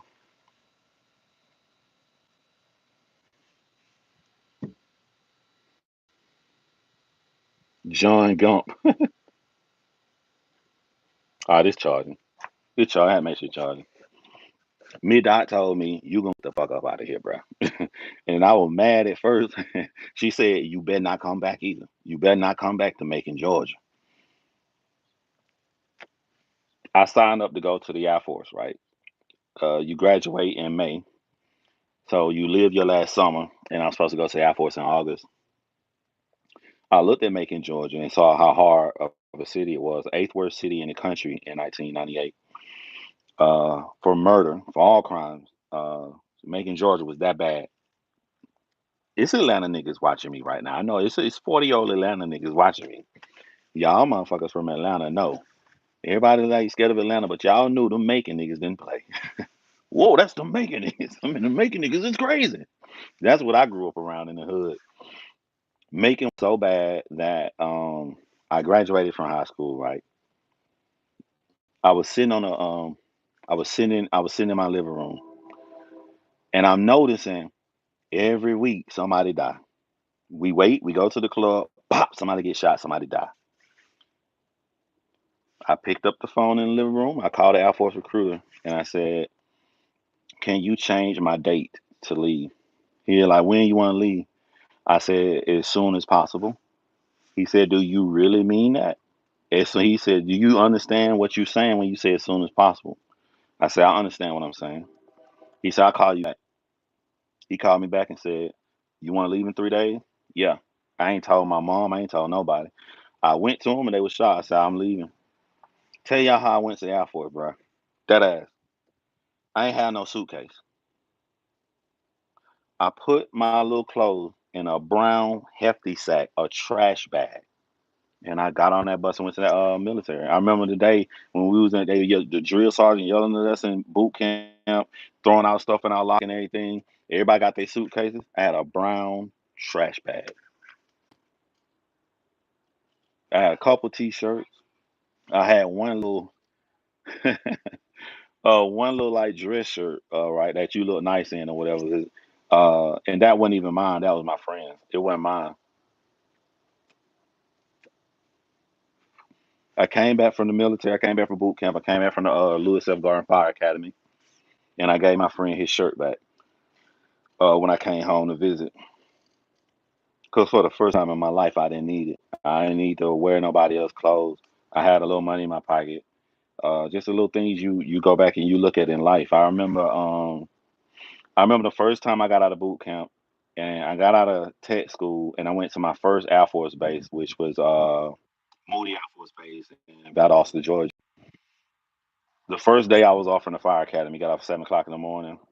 I went to the BX and I bought every little cereal I saw on Saturday morning cartoons that my mom couldn't afford to get us. I couldn't wait. I was like a goddamn 19-year-old kid. I couldn't wait to get back to my dorm room to eat some goddamn Cookie Crisp because I had seen Cookie Crisp every Saturday watching cartoons, and I knew I wasn't gonna never be able to eat it. Crazy. That's a life, you know what I'm saying? How we grow up when you grow up real, real poor, man.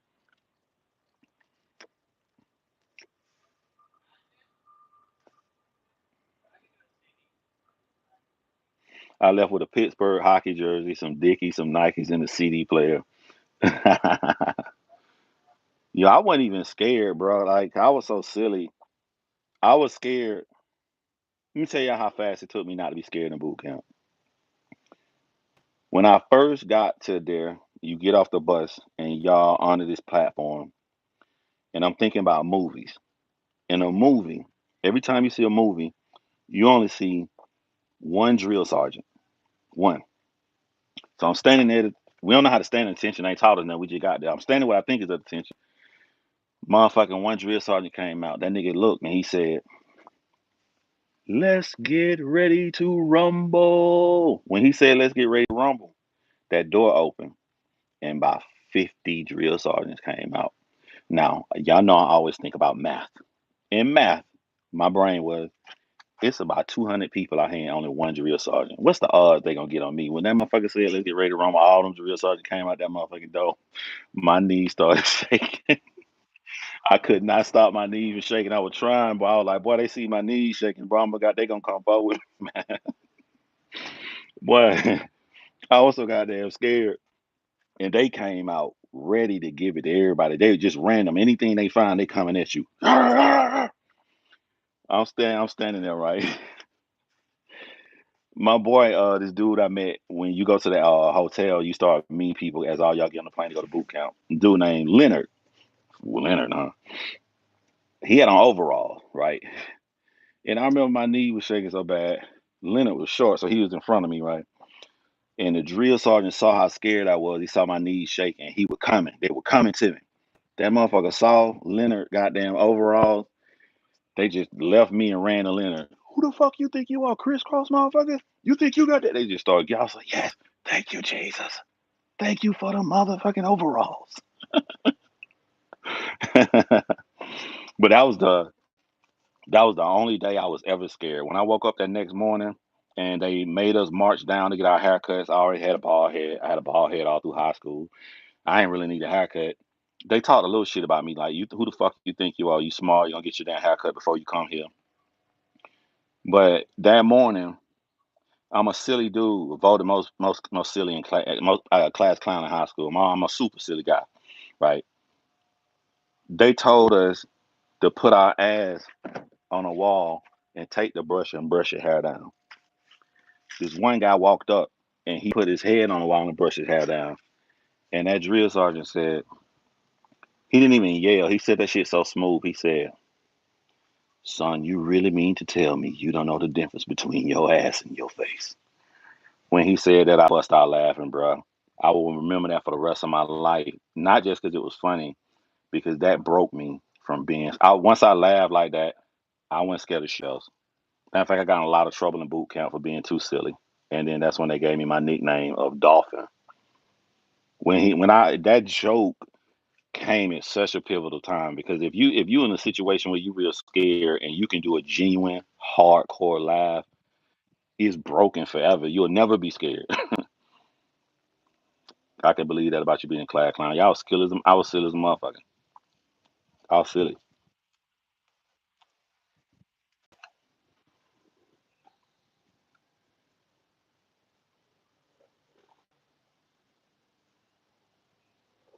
Yeah, they did him like that on Full Metal Jacket. Yeah, Full Metal Jacket was the most realistic display of boot camp that I have ever seen in a movie. Probably because the guy, the drill sergeant in Full Metal Jacket, was not an actor at the time. He became an actor, but he was supposed to be the consultant for the actor.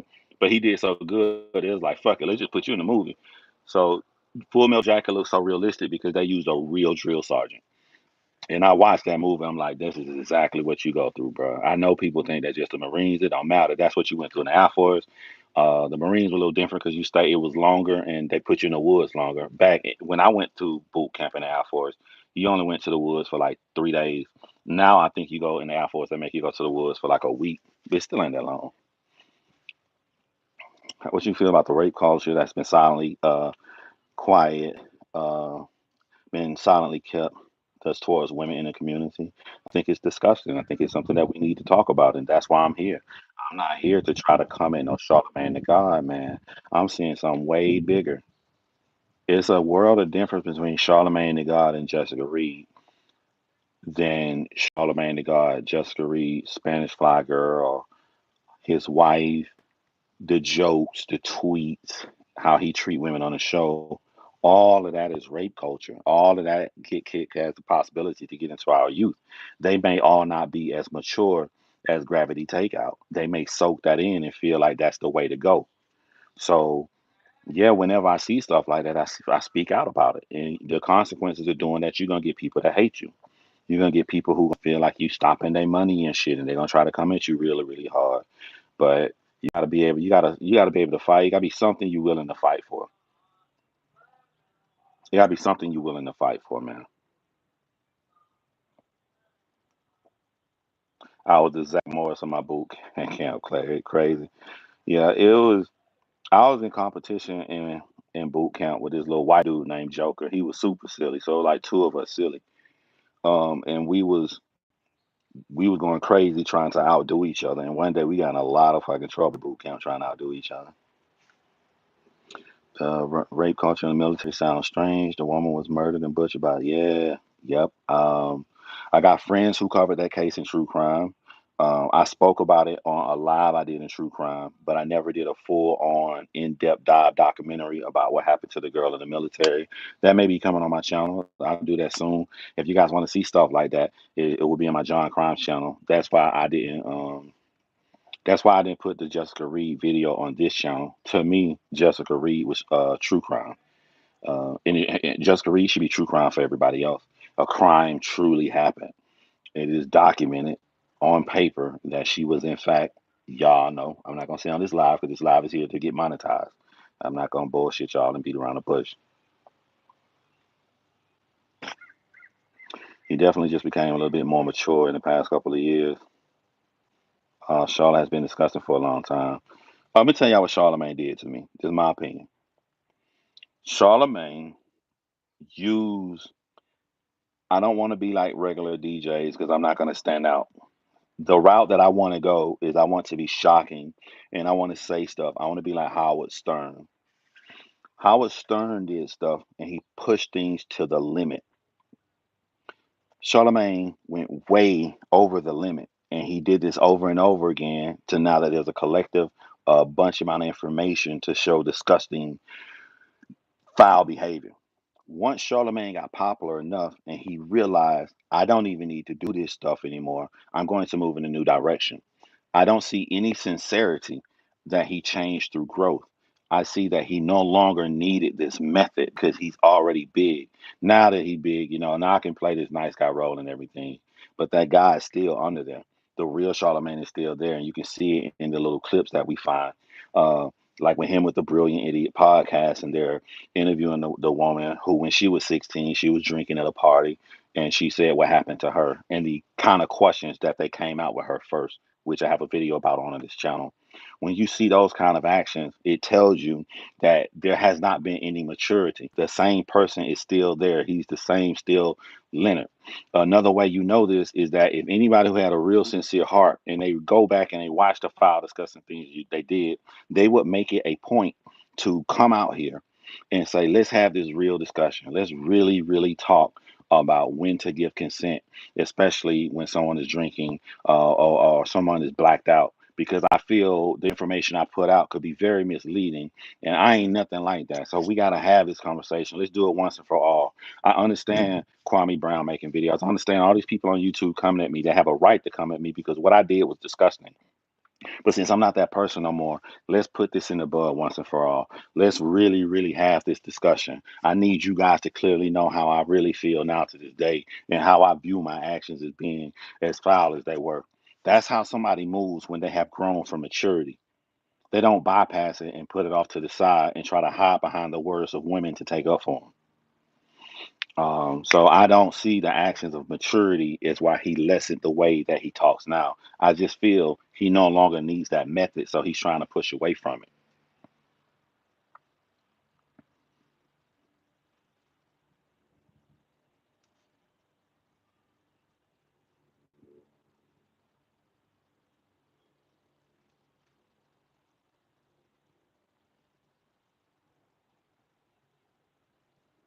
This woman was caught on fire after she was beat up. Yep. Okay. And the woman who was caught on fire, I have an entire photo with the first documentary that she taught that the parents discussed, which is very disgusting. You guys need to know about that. I have every file. I did full research on it, planning to do a documentary on it. I already got all the information on that. So that was a very horrific situation, man. That is, and I'll make this promise to y'all right now. Who was that? April Ann, I forgot your name. 411. I'm gonna do that video. I'm gonna do that video. Will be on John Crime's channel. That is horrific, and especially the I got all the pictures and everything that went with it too. So that is that's a horrific situation that happened to that girl in the military, man. The fact that it's swept under the rug and no justice has come from that situation, I definitely will be talking about that.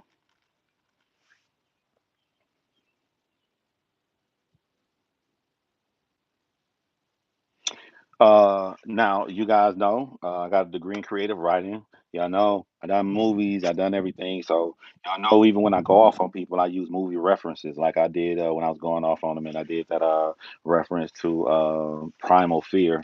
It was me, boy, when I did that on Dr. Boyce Watkins. The movie shoot right off my head. I'm a movie fanatic, right? So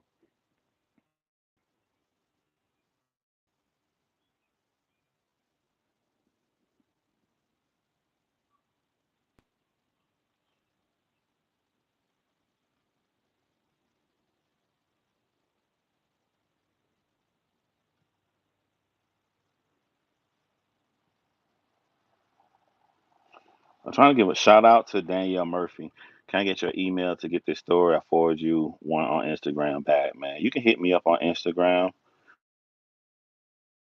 But the email is going to be johncrimes@gmail.com. I did ass feel embarrassed right now because there was a reason I was about to go somewhere and I forgot. I tried to scroll up and see the comment that was going to it that inspired me to say what I was about to say. I can find the comment, so I gotta leave it hanging. Hopefully it'll come back to me. Um, Damn, I hate when I forget what I was about to say. Yeah, I heard you say that a lot of times, man. And I try not to call you out. You say back then you like Tommy, you didn't like John Logic. I challenge you. What is different about me now than back then? I am literally 100% the same. I caught a lot of heat from people because I decided to start making videos, taking up for all of these videos that was maliciously putting down black women just for the skin being black. So I would like to know. I'm curious. What has changed about me now that you flipped? Because it seemed like both of us are the same. It seemed like Tommy the same Tommy as was back then as today. It's just he whines a lot more. he was in a position of power, so you didn't see as much whining. But now that he's not in a position of power, he's whining about more popular men. Back then, he was the most popular man, so he never been in this position. That's the only difference I see with Tommy. What did you see different about me? I was even more calm and more logical back then when I was breaking people down. And it just wasn't live. Matter of fact, people love my live. I had on that John Logic channel. I called a lot of people up. We had very deep discussions, great discussions about the community when I would go live on those lives. Dope shit, man. So I challenge you. What is different about me today? Yeah, I know I was talking about being a movie buff, but it was a reason I was talking about. I was about to go about being a movie buff, and I forgot the reason where I was about to take that.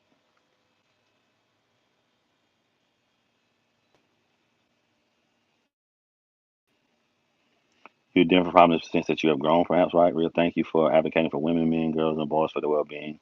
I tell you, the perception may be different because when you first come on YouTube, there are things that are gonna make you really mad, and you're gonna yell and scream, and because you don't understand, like Gravity Takeout going through right now. Gravity Takeout don't understand how awful people can be. So I was like Gravity Takeout in a sense, but like, nigga, fuck you. I'm going to fuck off, bitch. You going off? I would do that. But yeah, that's just gonna come with growth from being on YouTube. You get desensitized to stuff. Back in the day, if you would have told me that Tommy's making video about me, I'm like, oh, I'm finna go watch that shit. I'm finna fuck this nigga up, and I apply that pressure to him. This motherfucker had 250,000 subscribers. I had 1,000 subscribers, and he couldn't. And I was crushing him. I was crushing him. Everybody was loving when I would make videos and go live, and the numbers didn't matter because the views were stacking in because they had never seen nobody talk to him that way. Um,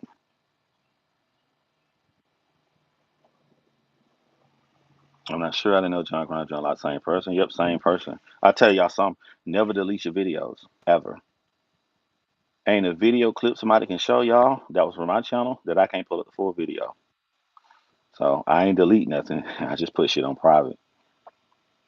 As a result from our experiences, are you open to different perspectives simultaneously? Maintain your value. Yes. I always preach be open minded. Always be open minded. Always like look, let me tell y'all some open minded shit. Here goes some real open minded shit, right?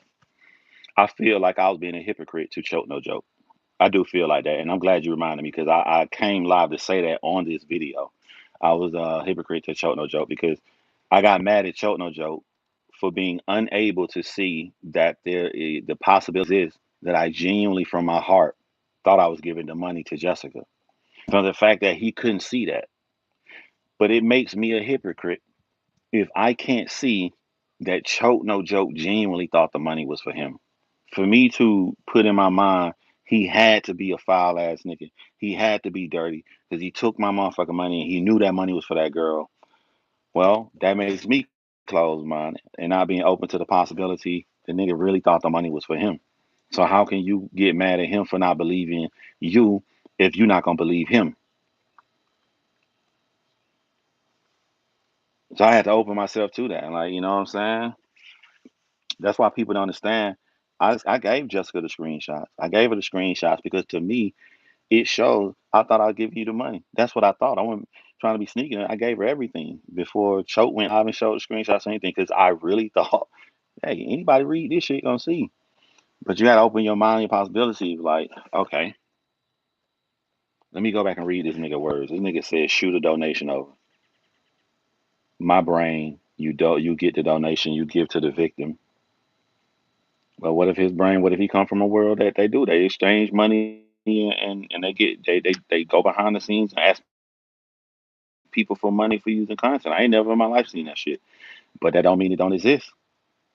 So if that exists, and Choke really felt like in his heart he was asking money for himself, and I felt in my heart I was giving money to Jessica, then you have two men coming from two different worlds who had a big miscommunication. You got to open your mind to all possibilities, and if you really care about your morals and the message that you preach, then that got to come before your pride. Yeah, someone said that's the thing. He used the word donation. It has different implications than compensation for him. Not only that, but he went out and said, got people thinking He told me to pay him. He did not tell me to pay him. He asked me to shoot a donation.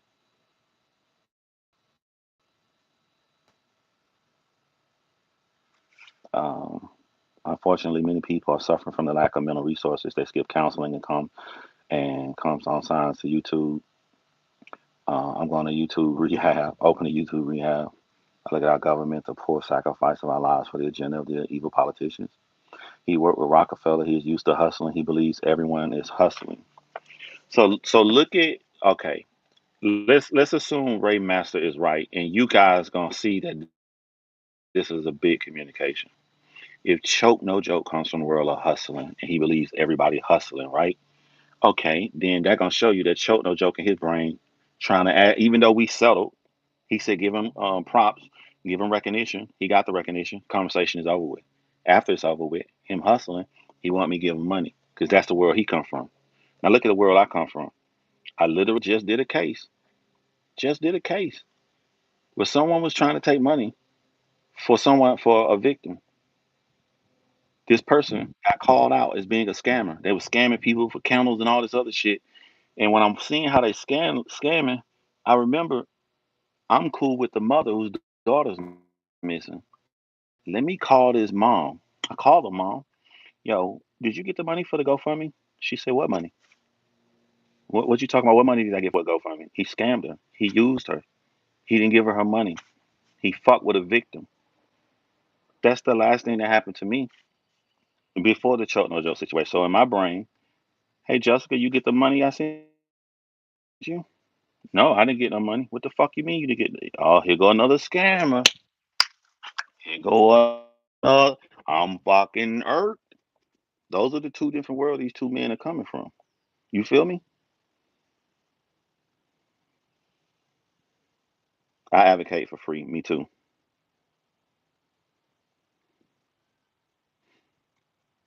If he wasn't going to give the 100 to Jessica once you gave her another, then yeah, end of discussion. Yeah, he didn't give it to her. I took another $100 and gave that $100 to Jessica new GoFundMe. She made a new GoFundMe due to the situation. She had no GoFundMe set up. I'm talking to her on the phone. You should do a GoFundMe. Do it. She did it. So from all of this, he got his $100. I ended up still giving her $100. Now she got her own pot in full control. Well, she now has $9,000 under her control. No one can take from her. No man can hold over her head.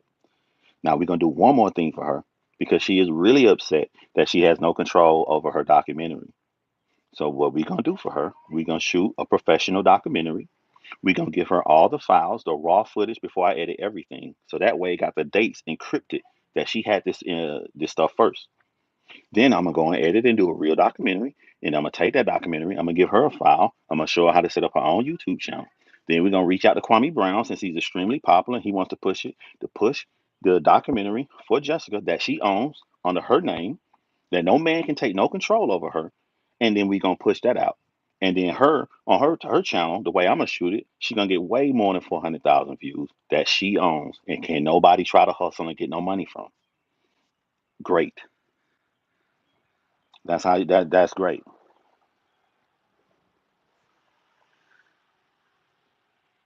So everybody win.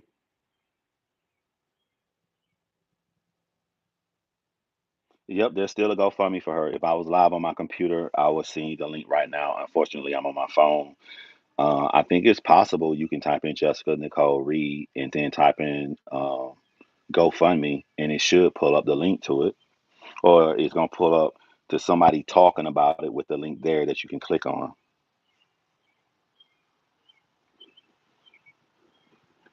Any expectation that CTG would try to see and uh, give. Uh, no, he would. Jessica is one of the few people in the world that she don't have to worry about a cease and desist. Because do you know what happens when you go to court? You get deposition. He has to prove that this girl is lying. So essentially, if he tries to do a cease and desist on Jessica Reed, he's going to O.J. Simpson himself. Remember, the Goldmans took O.J. Simpson to the court for civil trial. Normally, the victim take him. If he takes Jessica, he put himself in a position where he gonna get deposition about every single thing. She gonna get deposition. Every witness is basically gonna be like a criminal trial, but in civil court. She countersued. Yeah, like, and he put her right. What if it's beyond the statute of limitations for that? But he pulls her ass in court for it. That would be the dumbest shit he can do. And I think that's why the cease and desist stopped. I think Charlemagne played upon people's ignorance, and the ignorance was if I send you guys cease and desist, you guys get scared. So in 2018, a lot of people got scared. In 2021, the climate is different. It's way too many videos out here. There's way too many people talking about it, and they not falling for that shit. Charlemagne said that he loved suing people, even broke people, but he hadn't sued anybody. He only sent out cease and desist. That was a method to silence people, but it's too many people talking about it now that it is beyond the fact that that method would even work.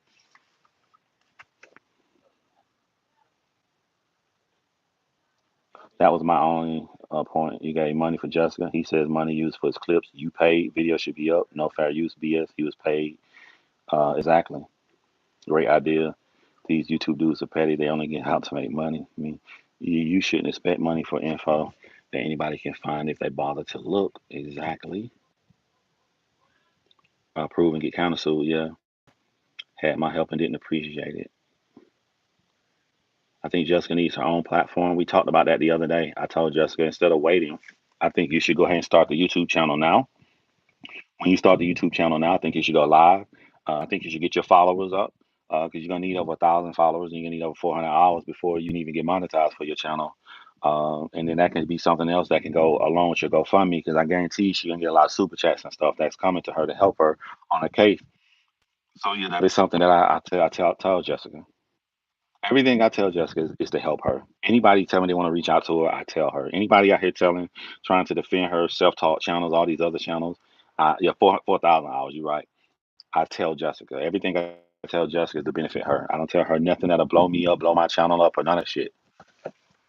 She has a lot of support waiting for her. Yeah. Lawyers hit me up.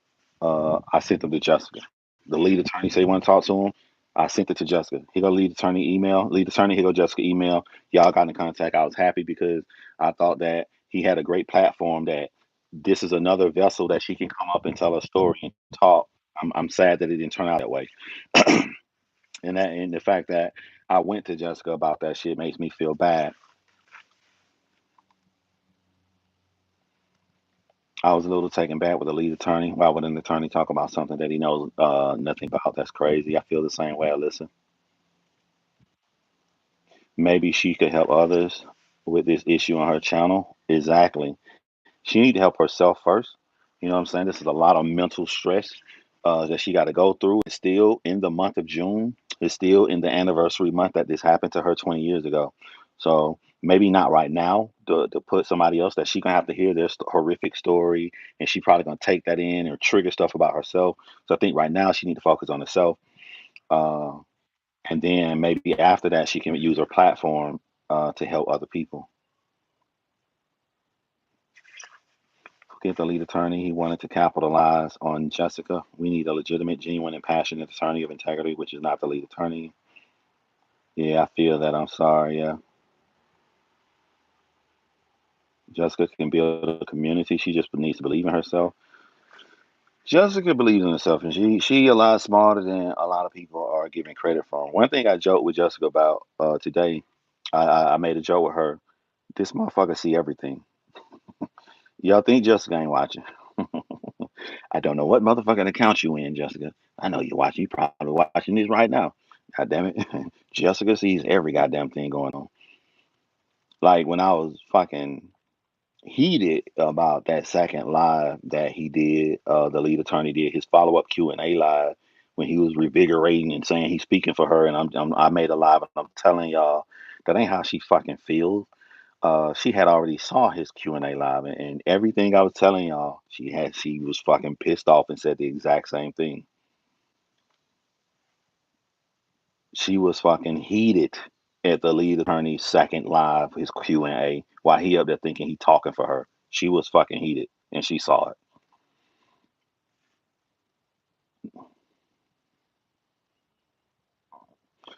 Matt said everything she said in the beginning would be scrutinized for her perception purposes, refining her speaking points. I'm no wizard or no perfect person, but I have lent advice. You know what I'm saying? Do talk about detailed things, and there are certain things I'm gonna point out. A documentary isn't just putting the camera on her and her telling her story. A documentary is way more than that.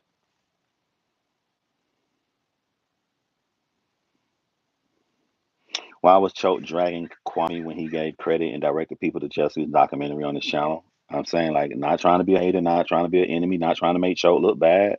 Yeah, I just said some good shit about Choate. I just gave a realization, hey, I'm wrong for not assuming that Choate thought the money was for him. I'm being as fair as possible. And in being as fair as possible, it just, to me, made Choate look disgusting when anybody who sheds light on Jessica Reed, he gets upset about. Kwame gave him, but it seemed like we babying Cho. We treat him like a baby. Every time he come up like a baby, you didn't give me credit. We gotta like, hey baby, hey boo boo boo, here's your applesauce. Look, they gave you credit. Here's your applesauce. There you go. They gave it to you, baby. Look, Kwame said it right there. Come to my video, John. What the fuck is my credit? You ain't give me credit. Hey baby, here go your applesauce, Cho. Look, go to 45 seconds in the video, hit play. You'll see right there. I look at the camera and tell people, go watch the original documentary this came from. There go your applesauce. Here you go, baby. Why are we babying Choke? Why the fuck do we give a fuck about him wanting all this credit? Close that chapter and put the chapter back on Jessica's story. Put it back on her story. Stop. We not babying grown men. Stop catering to that. Here's your applesauce.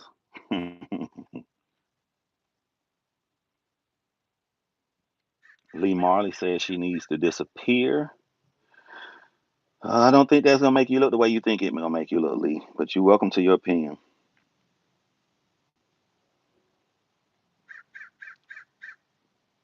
If you see this lead attorney, I know you put on a passionate, fiery speech, like giving her her voice. That woman deserves her opinion. I told your ass. I don't say my opinion. I told her to say what she say. She she saw the shit and she didn't like it. She was pissed. Here's your jello. How did YouTube change monetizing after Kanika Jenkins? I don't know if it was Kanika Jenkins that changed the monetization. It was changed because people started doing this foul shit. Let me tell you how YouTube used to be way, way, way back in the day. A long, long time ago. Hold on. Somebody give me $25? Darren H. Salute. Great content. Appreciate that, Darren H. Really, really appreciate that, man. Like I said, I don't lie to y'all. I don't be trying to pull nothing over y'all head. The lives like these, when I'm calmly talking, this is generating money. This is monetized because when I talk about Charlemagne, when I talk about deep stuff like that, those videos aren't monetized. Those videos are not going to get checked off because of the content involved. So I really, really appreciate the super chat and Teddy Graham. Um, when do you have to stop giving Choke? When do you have to stop giving Choke credit? When we as a community realize we have the power. When we as a community realize we ain't got to baby these motherfuckers. Y'all, let me do y'all a favor. Thank you, Daniel Murphy, for that right there. Shout out to you too, Daniel Murphy. Really, really appreciate that. Listen, y'all, we have the power. We have the power. We don't have to go and show you got all this credit. Because let me ask y'all a question. Name me one time you ever heard this happen before in life. I'm gonna challenge y'all. When we say Jessica Reed, you know choke no joke, right? Who made the documentary called Surviving R. Kelly?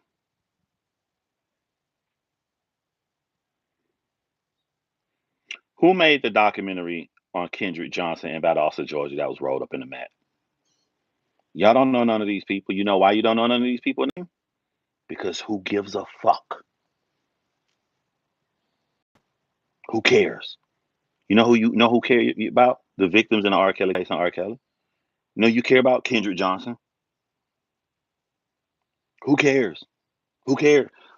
Who cares? When I shoot Jessica documentary, when the screen goes black, it's gonna say executive produced by Jessica Nicole Reed. That's giving somebody they flowers. Who gives a fuck about John Crime? Who cares about me? I ain't never heard of this in my life. I don't know no. true crime documentary that a filmmaker can come out here and cry every day about the credit. I ain't never seen it before. This is the only time I've ever seen it.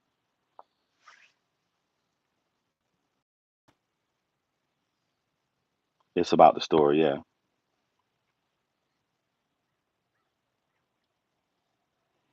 I have plenty of videos on this channel, Sassy.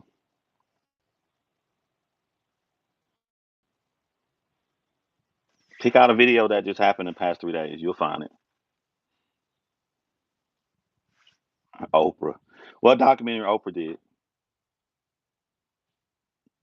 Floyd betting $750 on himself to beat Logan Paul, made $750 million. Mm. Why tell the whole plan? Why do you assume I told you a whole plan? You know my brain as you know an entire plan. What did I just say on this live about a plan that should be kept silent that could hurt?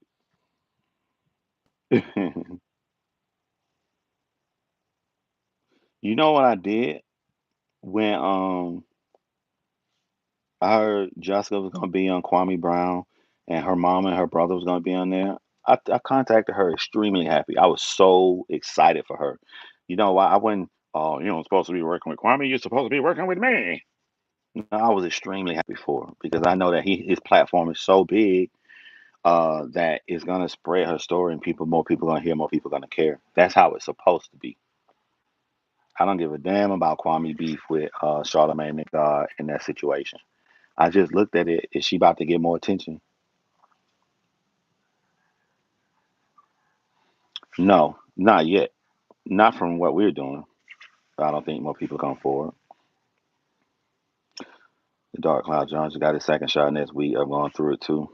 Yeah, I got my second shot. It was all right. It wasn't as bad. What I've come to learn about pain and expectation, if you assume the worst is not going to be bad, even to this day, when I get a shot, any kind of shot, draw blood. If I think it's not going to hurt, it hurts like a motherfucker. If I be like, damn, man, I don't want that shit going to hurt, I don't feel nothing. I'm looking right at the needle. So they scare you so much about getting your second COVID shot and people getting so sick and all this stuff. I was so worked up and afraid. I got weak. I was really, really weak, and I slept for almost one whole day. But in being weak, I didn't feel any pain. I didn't feel any pain.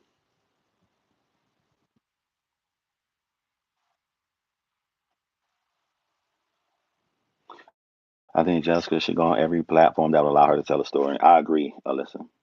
I agree. That's what I push. Go fucking go, go. That's why I told y'all. I told Jessica. I said use every fucking body. That was my exact words to her. Use them all to get your story out there. They think you coming on there gonna give them some clout. Give them some clout. Get your story out there, girl.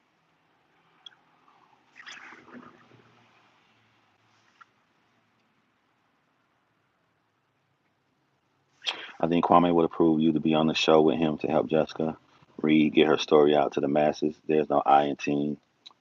I think you're right, but I don't think I'm needed. I don't think the person shooting the documentary is that important. I don't. There's no reason when Jessica goes and do her live with Kwame. There's no reason for me to be there. I'll be watching from the audience just like y'all. I can't think of one reason to be there. She don't even have to say, and John Crime's gonna shoot it. That, I mean, all right, cool, whatever. But just you getting the documentary out there, you getting your story out there. I'm not needed.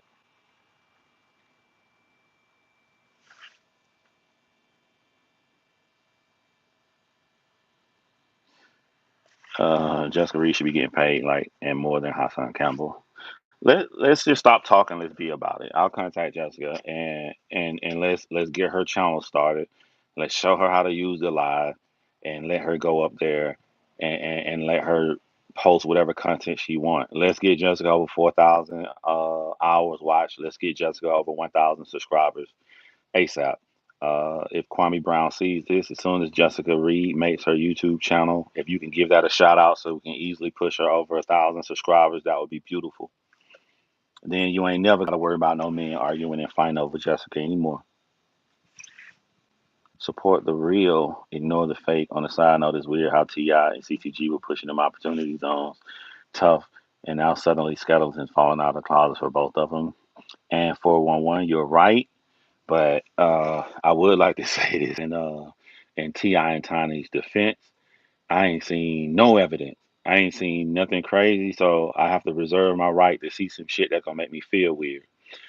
Typically, you have a situation where it's her word versus his. Jessica Reed say this, Charlemagne say that.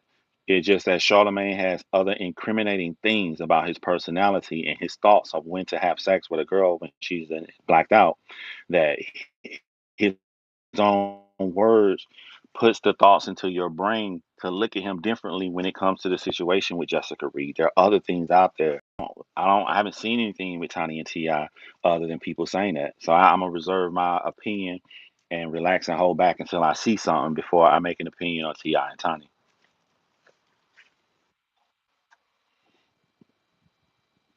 If I was live on my computer right now, I'll text Jessica like, "Look, bro, they waiting for you to start your YouTube channel." So as soon as I get off, I'll make sure I text her and like, "You gotta start your YouTube channel, bro." And here's the thing, like, let me ask y'all something, y'all watching. Listen carefully what I'm about to say.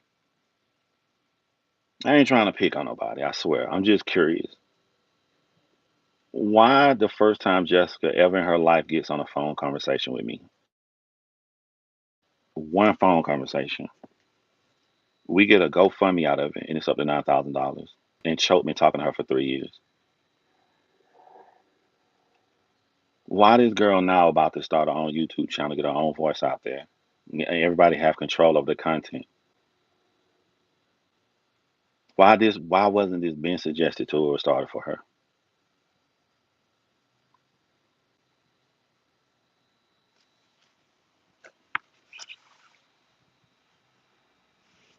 Why? This is simple shit. This ain't even hard. Oh, you would like to get a private investigator? But you ain't got no money? Start a GoFundMe. Why? Why did this happening now?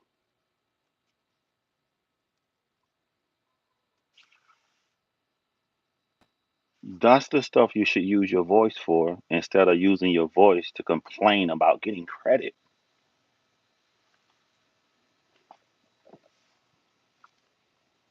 Because you're doing this from the kindness of your heart. It's organic, always works. Thank you, Augustus St. Troy, man. This is simple stuff. This ain't mind blowing. This ain't genius. This ain't critical thinking. This is basic thinking. You said what advice will I give her for starting her own? I need to see what equipment she got and what she working with, or if she trying to do it from a laptop, or if she trying to do it from her phone. I really hate this phone shit. You ain't gonna see me on my phone unless we doing the smoke break lives. If I'm on, I hate this shit, man. Y'all comment delete in like 3 seconds. Soon you put it up there. Lee Marvey just commented. Your comments already evaporating. Your comments already gone. Like I don't like this shit from my phone. Yeah, I haven't seen nothing solid for Ti and Tiny. Just he say, she say. Yeah. So for me, Ti and Tiny innocent until proven guilty, or until you show me some damaging shit.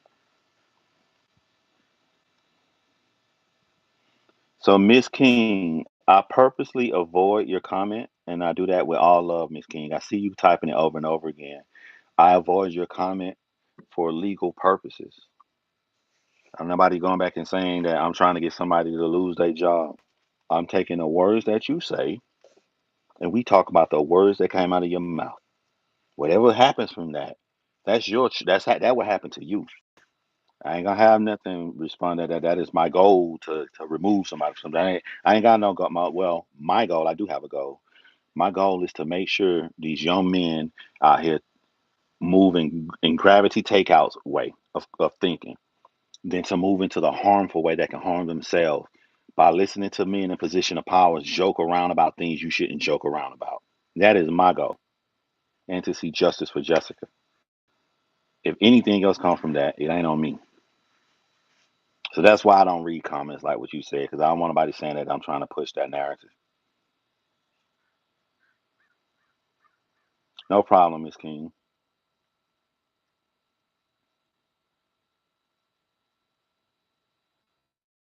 Okay, one question. Go ahead, Ray. And y'all keep in mind, uh, it's hard to see everybody question. Help her from the ground up. Yeah. Yeah, from the ground up. Um, yeah. If you follow me on any of my channels, you know I show people how to get the greatest quality of video for free. Well, not for free, for the cheapest amount.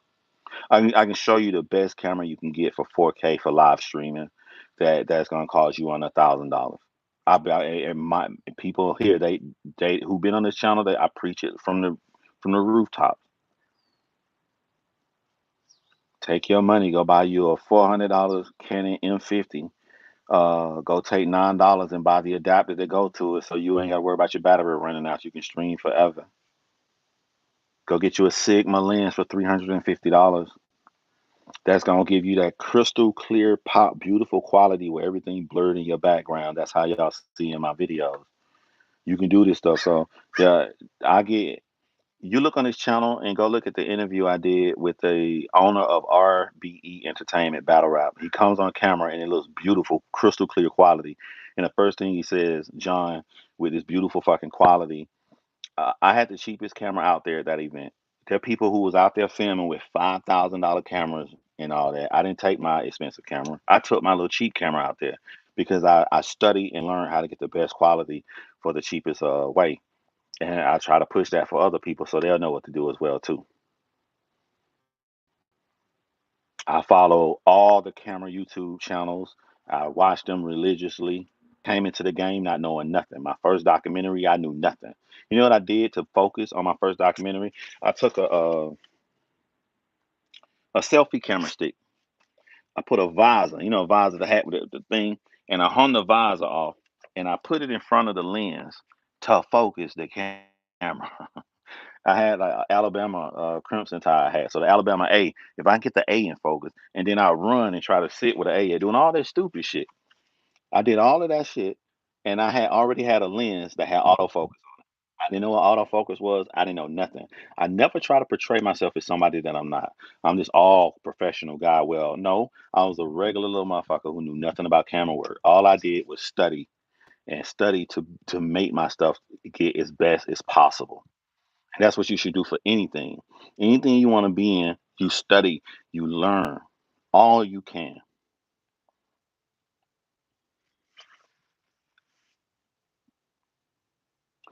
A good cheap camera. I'm gonna say the Canon M50, is a very very good one.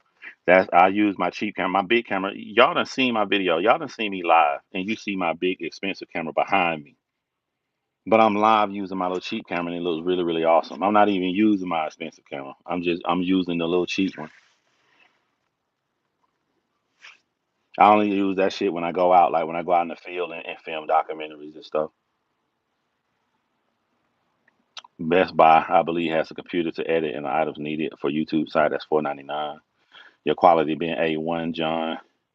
Help me out with equipment advice too. Yep, DJ Trabo was here. I told you if you get a Sigma 16 contemporary lens with a Canon M50, you're gonna be shocked. You're gonna be like, wow, I thought I needed a $5,000 camera to do shit like this. No, that's the Canon M50.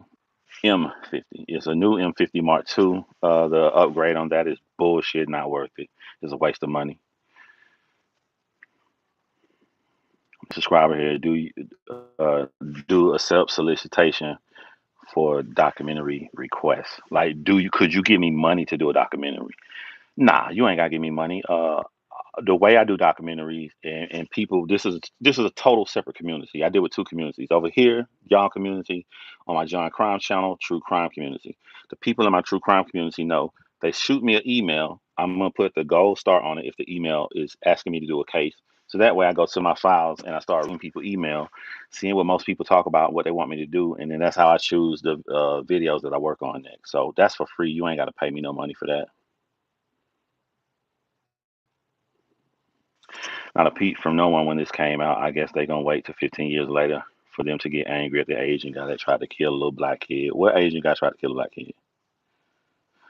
The Canon 80D and the Sigma lens is the same thing. It's just that it's a DSLR. Which the fight about mirrorless and DSLR is the dumbest fight in the world. Everybody's saying the new wave is mirrorless cameras. They're just smaller. A mirrorless camera may make a difference than a DSLR if you're taking pictures. because the DSLR you gotta wait for that 1 second for it to flick down or flick up. Whereas a mirrorless camera, you can go, that shit ain't got nothing to do with filming. You know what I'm saying? So the Canon M50 with a 16 millimeter Sigma is the exact same as the Canon 80D with a Sigma 18 to 55. It's the same shit. One camera bigger than the other one. You need do a video on this topic for our skin folk. Which topic, Vivian? Great mic too. For Jessica documentary, I'm taking my credit card. I am ordering new different mics though. To shoot Jessica. I've been wanting to get these mics anyway. Uh, they're the uh, they're the Rode mics. Rode got the new clip mics that you put on yourself. People been waiting years and years for them to make them. They selling out like crazy. They're rally. Matter of fact, I need to go handle that now because I don't want to wait till the last minute and then I can't goddamn get the mic. So I'm about to get those because there's this scene I'm gonna shoot with Jessica trying to find a waterfall to be by, and I'm gonna need really good microphones to shoot this scene. I remember the camera with the big bulb flashes. Yeah, camera get heavy after a while. Yeah, DSLRs are heavier.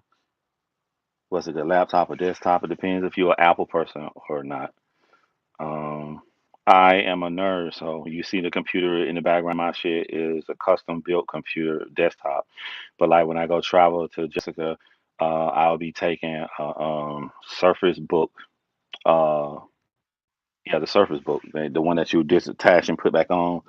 Um, Basically, what I'm going to do, because again, I want Jessica to own the original file, so I got to take all the files I shoot and I got to give it to Jessica.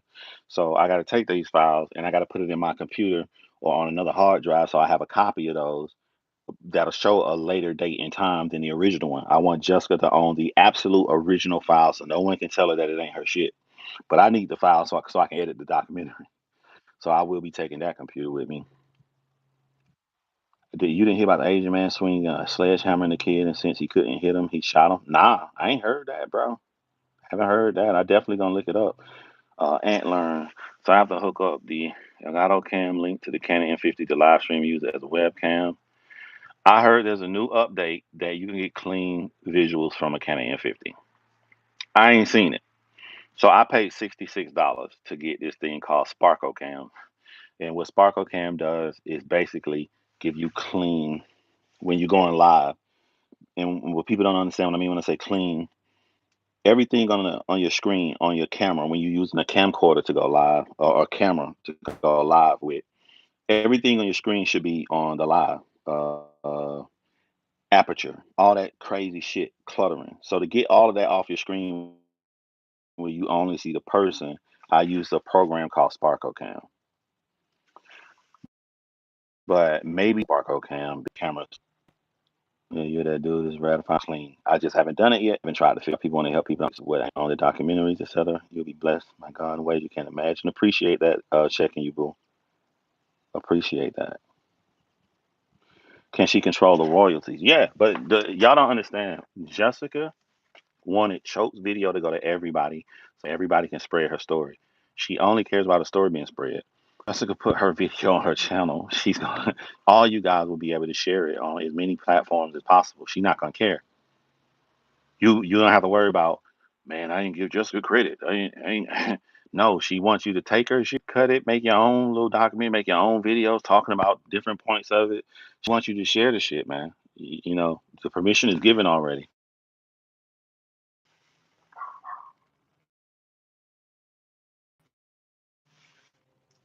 If you find a man on this chat. All right, so I looked up, it went down to 10%. I sucked all the battery out of this, and now it's back down to 10%. So it's gonna cut off. So you guys enjoy your weekend, man.